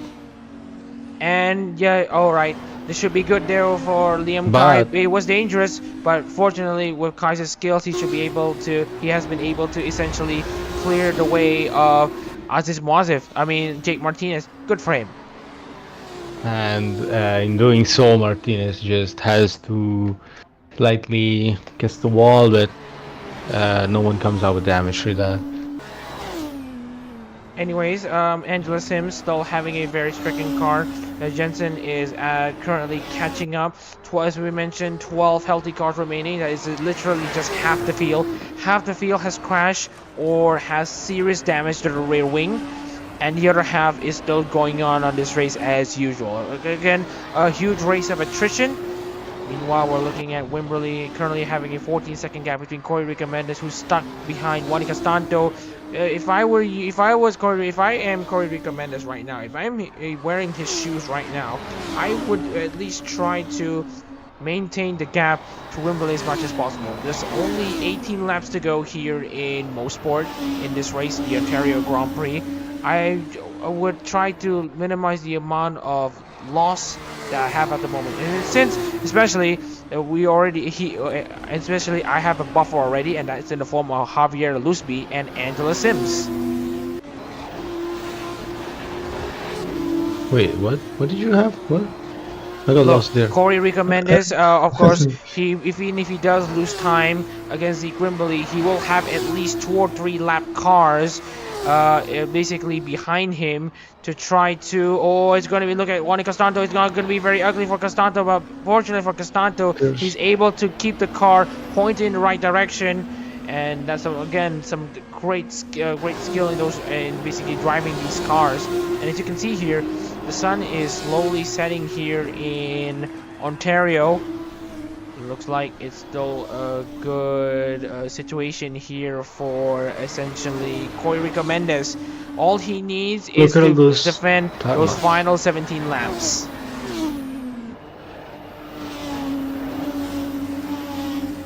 Sorry for that. I'm just getting a bit sleepy because it's tired. It is late here where I am from. Oh yeah, I know. But it's also late. It's also getting late I know here, it's but late.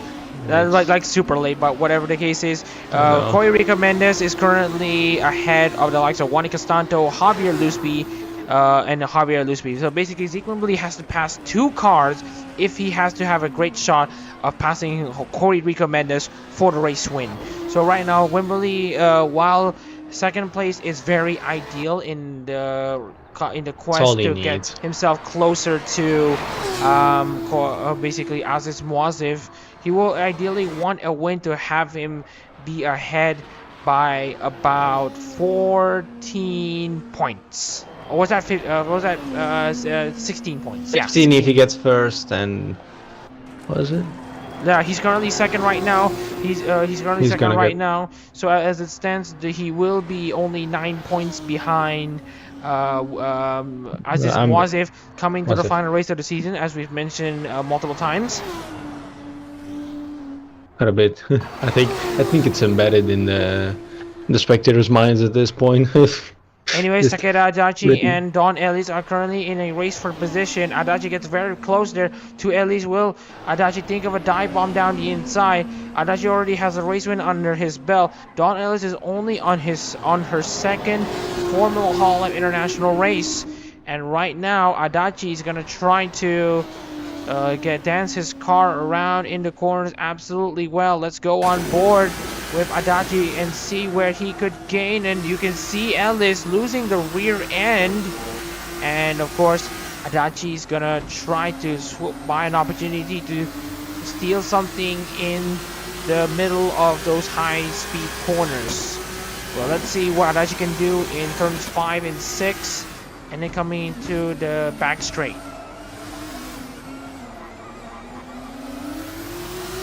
You can see them approaching now the back straight, and Adachi is slightly gaining thanks to the slipstream. Maybe he can think of something right before turn 8, but if he tries something down into turn 8, it's gonna be just nasty. Okay, no, he decides to back down and hold it for the next turn, possibly for turn 1. Has Wimberley, was it, did it in a few previous laps, maybe 10 laps before. Yeah, you can see here the gap dropped down from 14 seconds to 11 seconds, but right now Wimberley is running out of time to get this race win, and remember he has to, or rather 3 lap cars that he needs to deal with, and of course Corey Mendes now has to deal with Yu Chaeyon.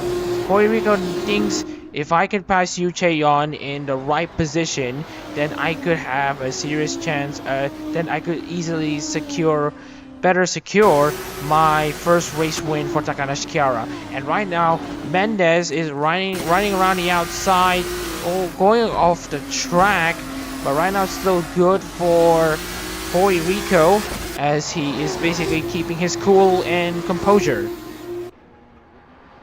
But for as much as his composure can go, and for as much fire or feathers you might have put in the tank before starting the race, you know, to boost it a bit, the gap is dropping, and Wimberley from 13 seconds it's already 10.9 now, and so he's gotta be careful. We have El Ashur point to 81 from Redza. And there's an overtake here because remember, there's actually a Jake Martinez who's currently a pick. Whether or not who's going to be using Martinez better as a pick, will it be Shazan Reza or Michan, or rather Al Ashur? And they're both around, still side by side, and it's going to be El Ashur taking 4th place away from Shazan Reza. Amazing stuff. But remember, they still have yet to pass Jake Martinez. Remember, that's the more important part. Because that's all you want, but if there's a rock in front, yeah, it's gonna be what was a struggle. No, it's gonna be a problem. Yeah, it's gonna be a struggle anyways, regardless of. Anyways, El Ashur is now back into the rear end of Jake Martinez, or rather the damaged rear end of Jake Martinez. Martinez tries to survive that first corner. Let's see how much he is going to struggle in turn 2. And as you can see here, he is absolutely struggling. He's actually holding up El Ashur. Shadreza is going to try to find a counterattack against... tries to go around the outside. He's actually going to be exposed. Shadreza finds an opening against El Ashur. Shadreza goes, if you can do that to me, I can do that to you. And as you can see here, El Ashur still trying to find something against Martinez. Shadreza has to back off for now. And right now, Corey Mendes still keeps his composure. And now El Ashur. All the while we had Jensen clearing Sims, so it's now the broken 3 at the back. And now here comes El Ashur down the inside. Doesn't clip the curb. Still gets held up. And right now, Shadreza sniffing ever more to essentially get that 4th place away from El Ashur. What? From Red? Oh, here comes El Ashur. He actually goes wide at turn 1, and now coming into turn 2. Shadreza is going to use that opportunity to also go wide himself. All 3 drivers actually went wide to an extent. Shadreza has all 4 wheels off.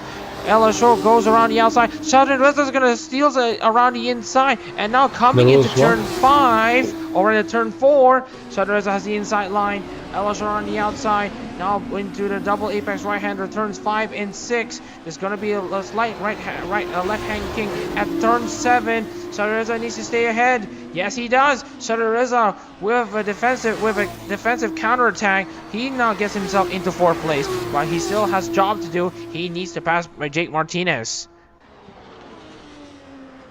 Now heading towards the last few corners, he seems to have secured these few laps. And the one we were talking about before, Adachi, is now right behind Ellis, possibly thinking of an overtake. Oh, you gets can the see job it actually done. side by side. They're Actually, fighting they still. were fighting actually side by side at turn 8. You were right, Riba. Good eye. Anyways, Adachi now up into 6th place, finally making the pass done on Don Elise. Very good eye there. I'm basically repeating what I just said. But anyways, Adachi is now up into 6th place. Let's take a look into the progress charts.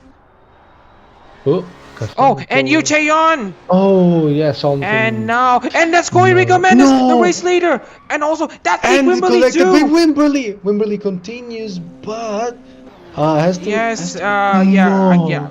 and that's So going to be Kento Kai. both basically both the race leaders hopefuls on actually trying to get this championship settled away, No. and actually this will now put Liam Kai in position to get this race win. Yeah.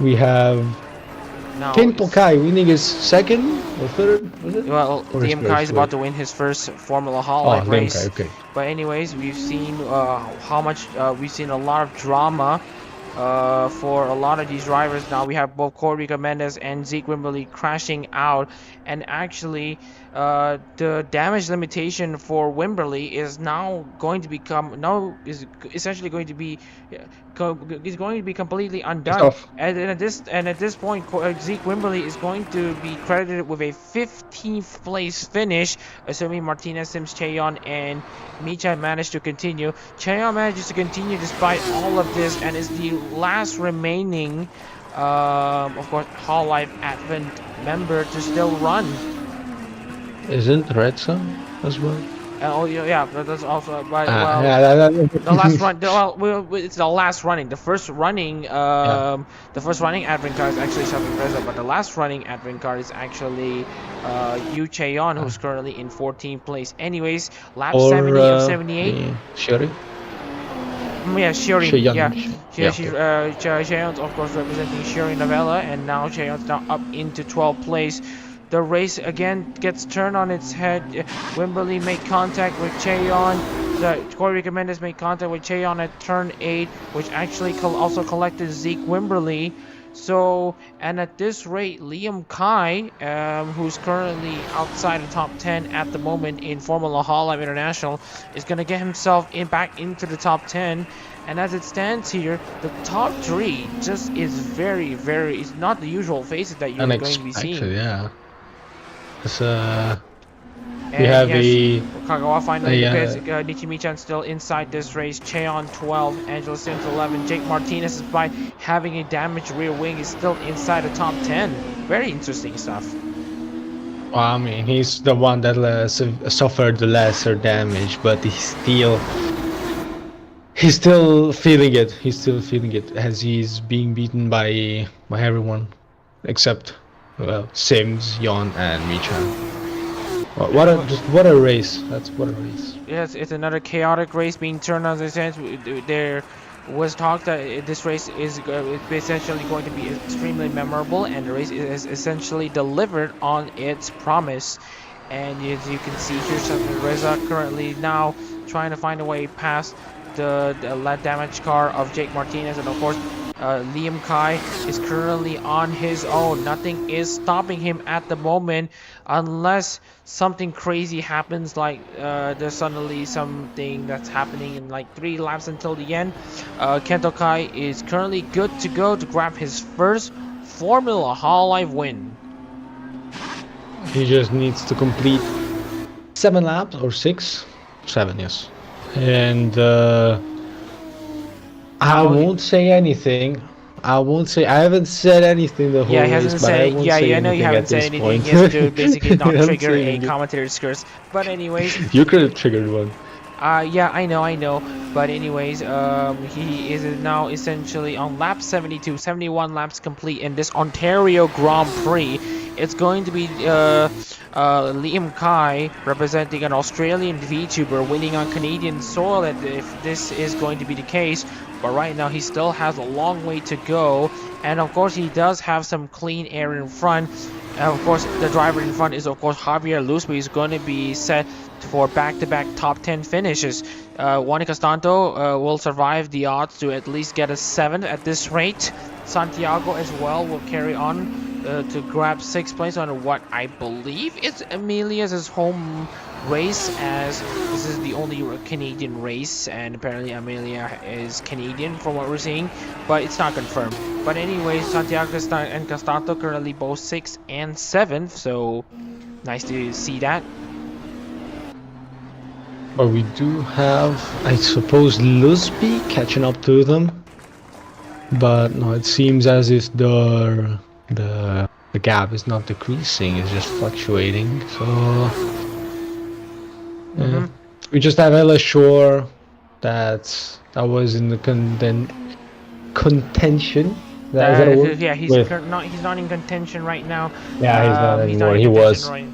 But right now he is getting close to 2nd place, Mohamed Reza, and of course Sheldon has already passed the stricken car of Jake Martinez, and now El Shore has to fend off for himself, and Sheldon Reza now gets himself, I believe, closer to Kai, who also has some clean air.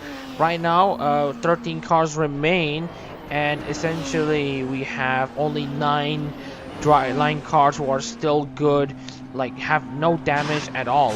Like we go looking at both Martinez and Che and Michan, who are actually in a different lap between each other. Oh, Nichi Michan nearly losing the car at turns 8 and 9. We have No Adachi that has catched up with Ella Shore up until this time. Oh, and then just a lap you can see here Nichi Michan absolutely went wide, and that obviously opened the door for Adachi to, at least as you mentioned, get close to El Ashore. Adachi might just be able to steal a podium position from El Ashore in these final 5 laps. I was saying he dropped from 2 seconds to 3/10. That was the lowest. Now he's going back to 8/10. Seems as if El Ashore is back to cruising speed. Because he's stuck behind Martinez. So, but it doesn't seem like Adachi's making that much out of it now as it was before. But there's still 4 laps left. And very aggressive around the outside. He's going to be switching it around the inside. If he doesn't clear it as soon as possible, he's going to have to go a pretty aggressive way around. But finally, El Ashore has cleared himself against Martinez, and now he has his eyes set on Shazan Reza. Wow, I mean, it's 2.7 seconds, and maybe just taking a peek from the first sector, we can tell, but doesn't see. Oh, he is catching up, so maybe there is a slight chance, but given how short of a distance they're going, I have my doubts, but who knows? Everything happened in this race. Might as well. Anything can happen in a moment. As we said before, anything can happen, anything will happen, and anything has a chance to be happening, and anything can have happened. Essentially, we can put in whatever tens you want of the possibilities in Formula Hololive being endless, and this is what you're actually seeing right now. Anyways, Jake Martinez against Takeda Adachi, fellow Hololive drivers. Let's see if there's going to be respect between the two. Here is actually Adachi down the inside, clips the curb, but manages to keep the car in one piece and pointing in the right direction. Great skill there for Adachi. Got a very kill and a blessing from her Hiroshi there. Could have gone very wrong. I don't know whether still taking this risk at this point, but we have my goodness, now. Jake Martinez absolutely defends Adachi's advancement. He had to back off there, Adachi, but now Adachi's going to try to get himself back into basically in contention to pass the lap car of Martinez. Just wanted to show you all of the leader gaps. The first driver to go lap down, of course, is Svein Jensen, and of course Nichimi-chan is 2 laps down, and then we have the in retirements here. We are now coming into the final 3 laps of this race. We're about to start the penultimate lap of this race. Liam Kai finally is gonna have his long end of the stick coming to the final 2 laps, especially given that he's not racing with other people. There's not he's just cruising. He's just cruising at this point. And right now, El Ashore, as we mentioned here, he is actually catching up He's to 1 second Reza. down. This might go down to the wire for the battle for second place.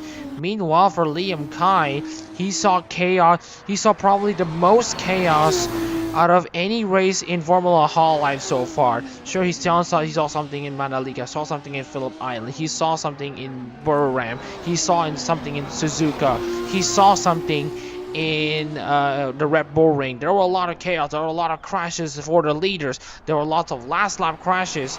Meanwhile, there's Yu Chaeyon and Angela Sims. I believe they've already traded blows. Chaeyon has less damage than Sims, which also explains things. Also, Chaeyon having less damage than Sims also explains things. But anyways, back into Liam Kai.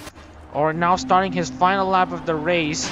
It would take this amount of chaos for Liam Kai to finally channel that chaos into race-winning form. And now El Ashore, speaking of chaos, he is now a whisker away from actually making a pass on Mohamed Shazrin Reza. Shazrin Reza has absolutely lost a lot of pace on that final lap. How will it go down? Seems though that both want this second place. Not that it can change much statistically. Well, it would gain them an advantage in the championship. But at this point, it's more of a, considering how far done in the championship they are, it's a more of a, you know, a bragging rights. Yeah, it's a bragging rights type of thing. But for Liam Kai, he has the most bragging rights out of anyone so far. Yeah. He has been the bridesmaid to multiple race wins. Liam Kai has essentially played dice throughout most of the season to try to get his first win. And now the dice has been played. The dice has not rolled a 12. Liam Kai now crosses the finish line to win the Ontario Grand Prix. Get in there, Liam Kai. You essentially deserve it. Anyways, Mohamed Reza manages to defend the advancements of Ahmed El Ashore for him to score his maiden Formula Hololive International podium. But we have now Adachi though into 4th place in what seems to be, oh no, okay, they finished as well. We have now Santiago, I believe, yeah, turn 8, oh, 9. It's gonna be some drama on the final lap here between Sims. No. Oh, there's contact. There was a slide there for Nichimi-chan, but they both managed to get themselves back on track. Last driver to cross the line of Castanto, Lusby, Sims, and Michan. And thus the race concludes with a good, finally, but with a good 11 retirements. Anyways, Liam Kai absolutely enjoys this thing. It takes this amount of chaos for the Suarez to finally enjoy a race win, for Hakos Bales to enjoy this race win. But you have to give it to them. They own chaos at this point. He's seen it all. He doesn't flinch. He is chaos today. Absolutely deserving from Liam Kai as he grabs his maiden win in Formula Hololive International for Hakos Bales, and alongside Mohamed Reza, who finishes second for Koseki Biju. His first Formula Hololive International podium comes before his first podium finish, or rather, no, actually no. This is literally his first podium, Formula Hololive International podium finish for Koseki Biju. The first podium finish for Hololive Advent also. Ahmed El Ashore scores his first podium finish as well for Kaila Kowalskia. Takeda Adachi finishes 4th for Inanis. Don Ellis 5th for Oli. Santiago 6th for Amelia. 7th goes to Castanto for Crony. Lusby 8th for Vesta Zeta. Sven Jensen 9th, the last of the drivers who still have a pretty undamaged car. He represents Iris. 10th place goes to Jake Martinez for Maury Calliope. Of course, Sven and Jake are the first drivers to go a lap down in this race result. Cheon 11 for Shiori Novella, and Angela Sims 12 for Ayunda Risu. Nishimichan 13 for Fuawa Biscard, currently who did finish 2 laps down. Koya Rika only managed to complete 67 laps alongside Zeke Wimberley, 14th and 15th for them. They represent Kiara and Fauna respectively. For Zeke Wimberley is a big gut punch. He only manages to escape with 1 point. And as it stands right now, with Aziz Wasif actually not scoring any points, the title will go down to the wire in Indianapolis, but it'll still be a huge advantage for Aziz Wasif right at the end. Ryan Kagawa 16 for Nerissa Ravencroft, Dan Evans 17 for Yofi, Bertelsen 18 for Nana Shimome, 19th goes to Hanari Miyuki for Kobo Kanaeru, Chanel Markman 20th for Fuao, or rather Mokoko Biscard, Rui Rafael de Oliveira for Pavolia Reina in 21st, Aziz Mwase 22nd for Ayunda Riso, the championship leader, will still have his gap. And then Shango 23rd for Gaogura, alongside Hinoshitayo 24th for the Hoshino Muna. Anyways, let's get into the replay. The tide wasn't. Anyway, let's see first what happened to Hinoshitayo, see what has actually happened to her on the race start, what has essentially happened. So we're actually just going to see what has actually happened, and actually it actually is pretty ugly. So we might want to see the onboard though of Hinoshitayo. So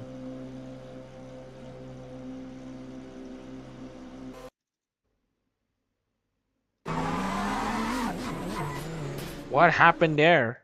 I'm asking the questions here. What happened there? I mean, they just didn't want to race, I guess. I don't know. Ouch. Well, that explains the first part. That essentially explains Hinoshitayo, but that doesn't really explain what happened to the likes of Shango.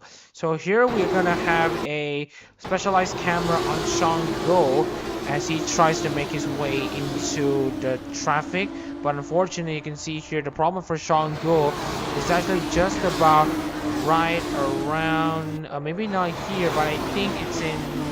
Yeah, let's just watch the replay on the first time, see what exactly happened.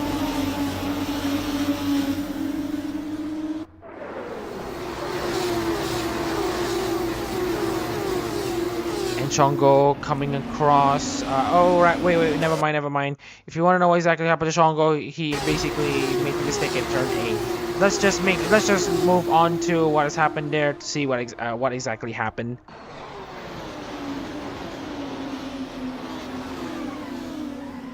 Clips it. Ooh, that's a hit.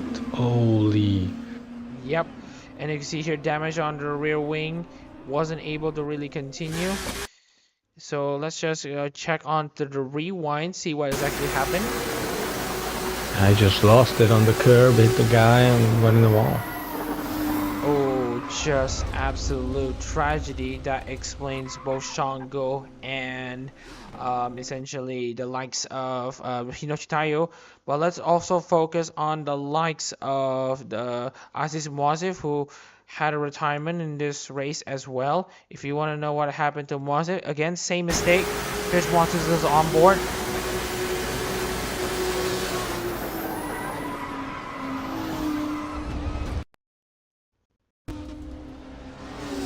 Yep, and also for good measure, Cheon was actually collected as well. So here is the replay, onboard replay. Oh, it's actually a separate incident between Euro Rafael de Oliveira and Juani Castanto. So we're actually gonna go to Castanto's onboard as well as Yuri Rafael. Actually, we're gonna go for Yuri Rafael here. So, or rather Castanto. Let's take a look here.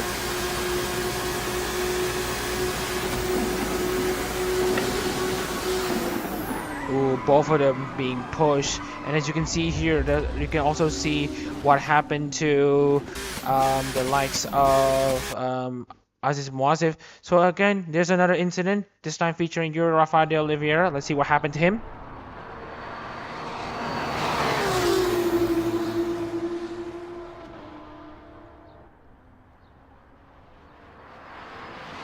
Clips the curb, essentially spinning out, almost collects the Juan Castanto, and that will be your Rafael de Oliveira's race over. And then for Chanel Markman, he has a pretty interesting way to on how his race ended. This is his battle against Ahmed Al-Ashor.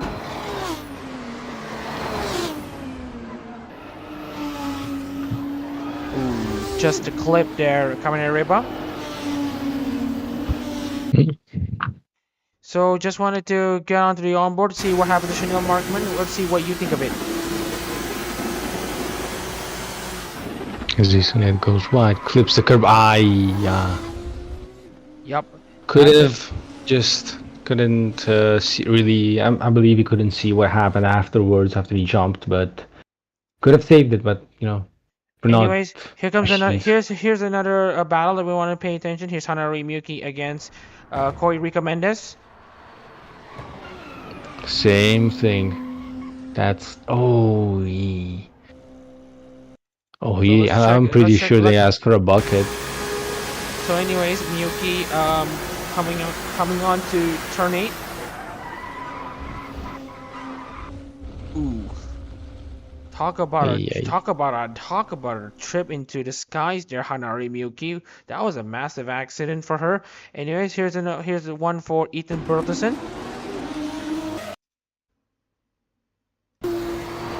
See here, there's a beehive of race cars, and Ethan Burleson was on the wrong side of it. Rebug, for your explanation. I mean, there's just overcorrected it. That's it just clips the curb, slips a bit, hits the other car, overcorrection, and ends off on the wrong. Yes, watch the steering here. He clips the curb and then tries to correct it, but he overcorrected it. Yeah, he put a lot of steering there, hoping that it basically steers him in just enough, but he steered a bit too much. So that basically explains what happened to Ethan Burleson. For Dan Evans, same thing. This time it's his battle with Zeke Wimberly. If I don't remember wrong, it was just him not being what he was meant to be. Anyways, Dan Evans, here he comes. Coming into the curve. Basically, again, same mistake as the light. More of a correction. Ethan Burleson. So that explains. And almost flipping. That would have been way nastier, but he got lucky that the car held up properly. Anyways, if you want to know what happened to Ryan Kagawa with his damage, here's why. More of a correction, yeah. But he will be able to basically get his car back on track for about 10 more laps until this happened when he was battling against Takeda Adachi. Here is the Ryan Kagawa and also Angela Sims.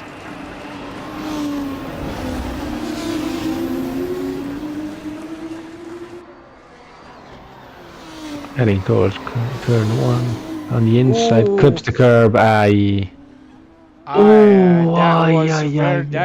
That was very nasty. You can see Ryan Kagawa goes down the inside turn 1, loses it already, and then actually clips Angela Sims enough to cause a bit of a loss of control for Sims, which actually sends her into the outside wall.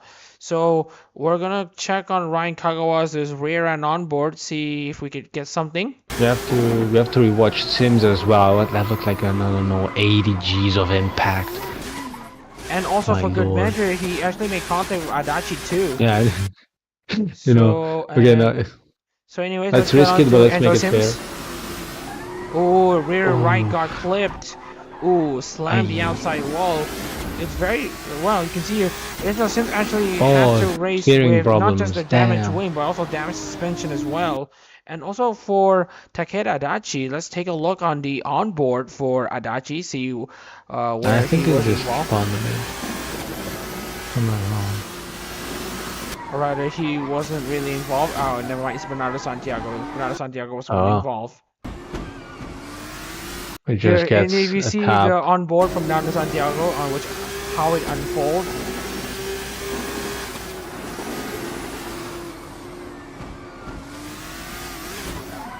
Just absolute pandemonium and chaos. But again, that's not the biggest upset that we're seeing here right now. Here is Zeke Wimberly, or rather, here is actually Corey Recommenders around the outside, and it's actually Yu Chaeyon who made contact on the inside curb. Grant tags him.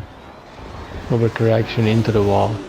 Ouch, that has got to hurt. So, anyways, here's Chaeyon is on board.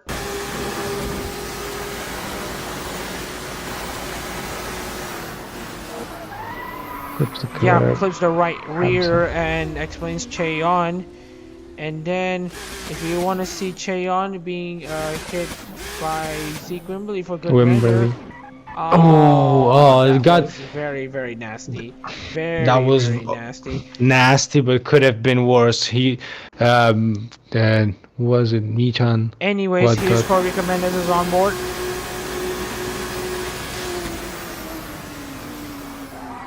Taps him on the back. I mean, nothing Rico could have done actually. Had he gone, had he left it, he would have gone in the grass. He was trying to find a way past. T-Bone also. Lucky they hit the engine. Lucky that they hit the engine first rather than the cockpit. Yeah, and especially the right left.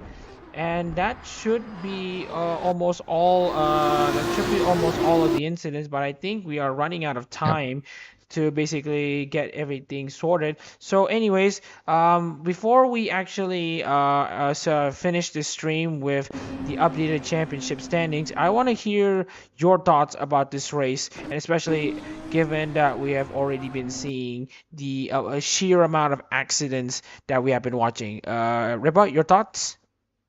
On one side of me, the entertainment side loved this. The driver side hated this. It was a good race, very good race. Very sad for everybody who was involved in the accidents, but that's just how life and motorsport goes. You never know what's gonna be in the next race.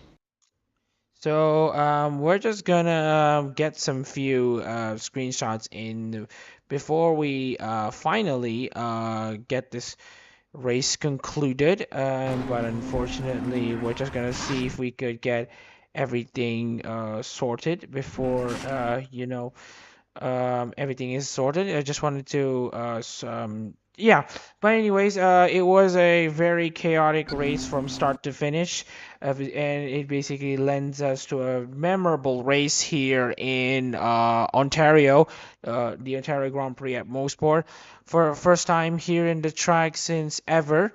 So, and as you can see here, the results are at the very least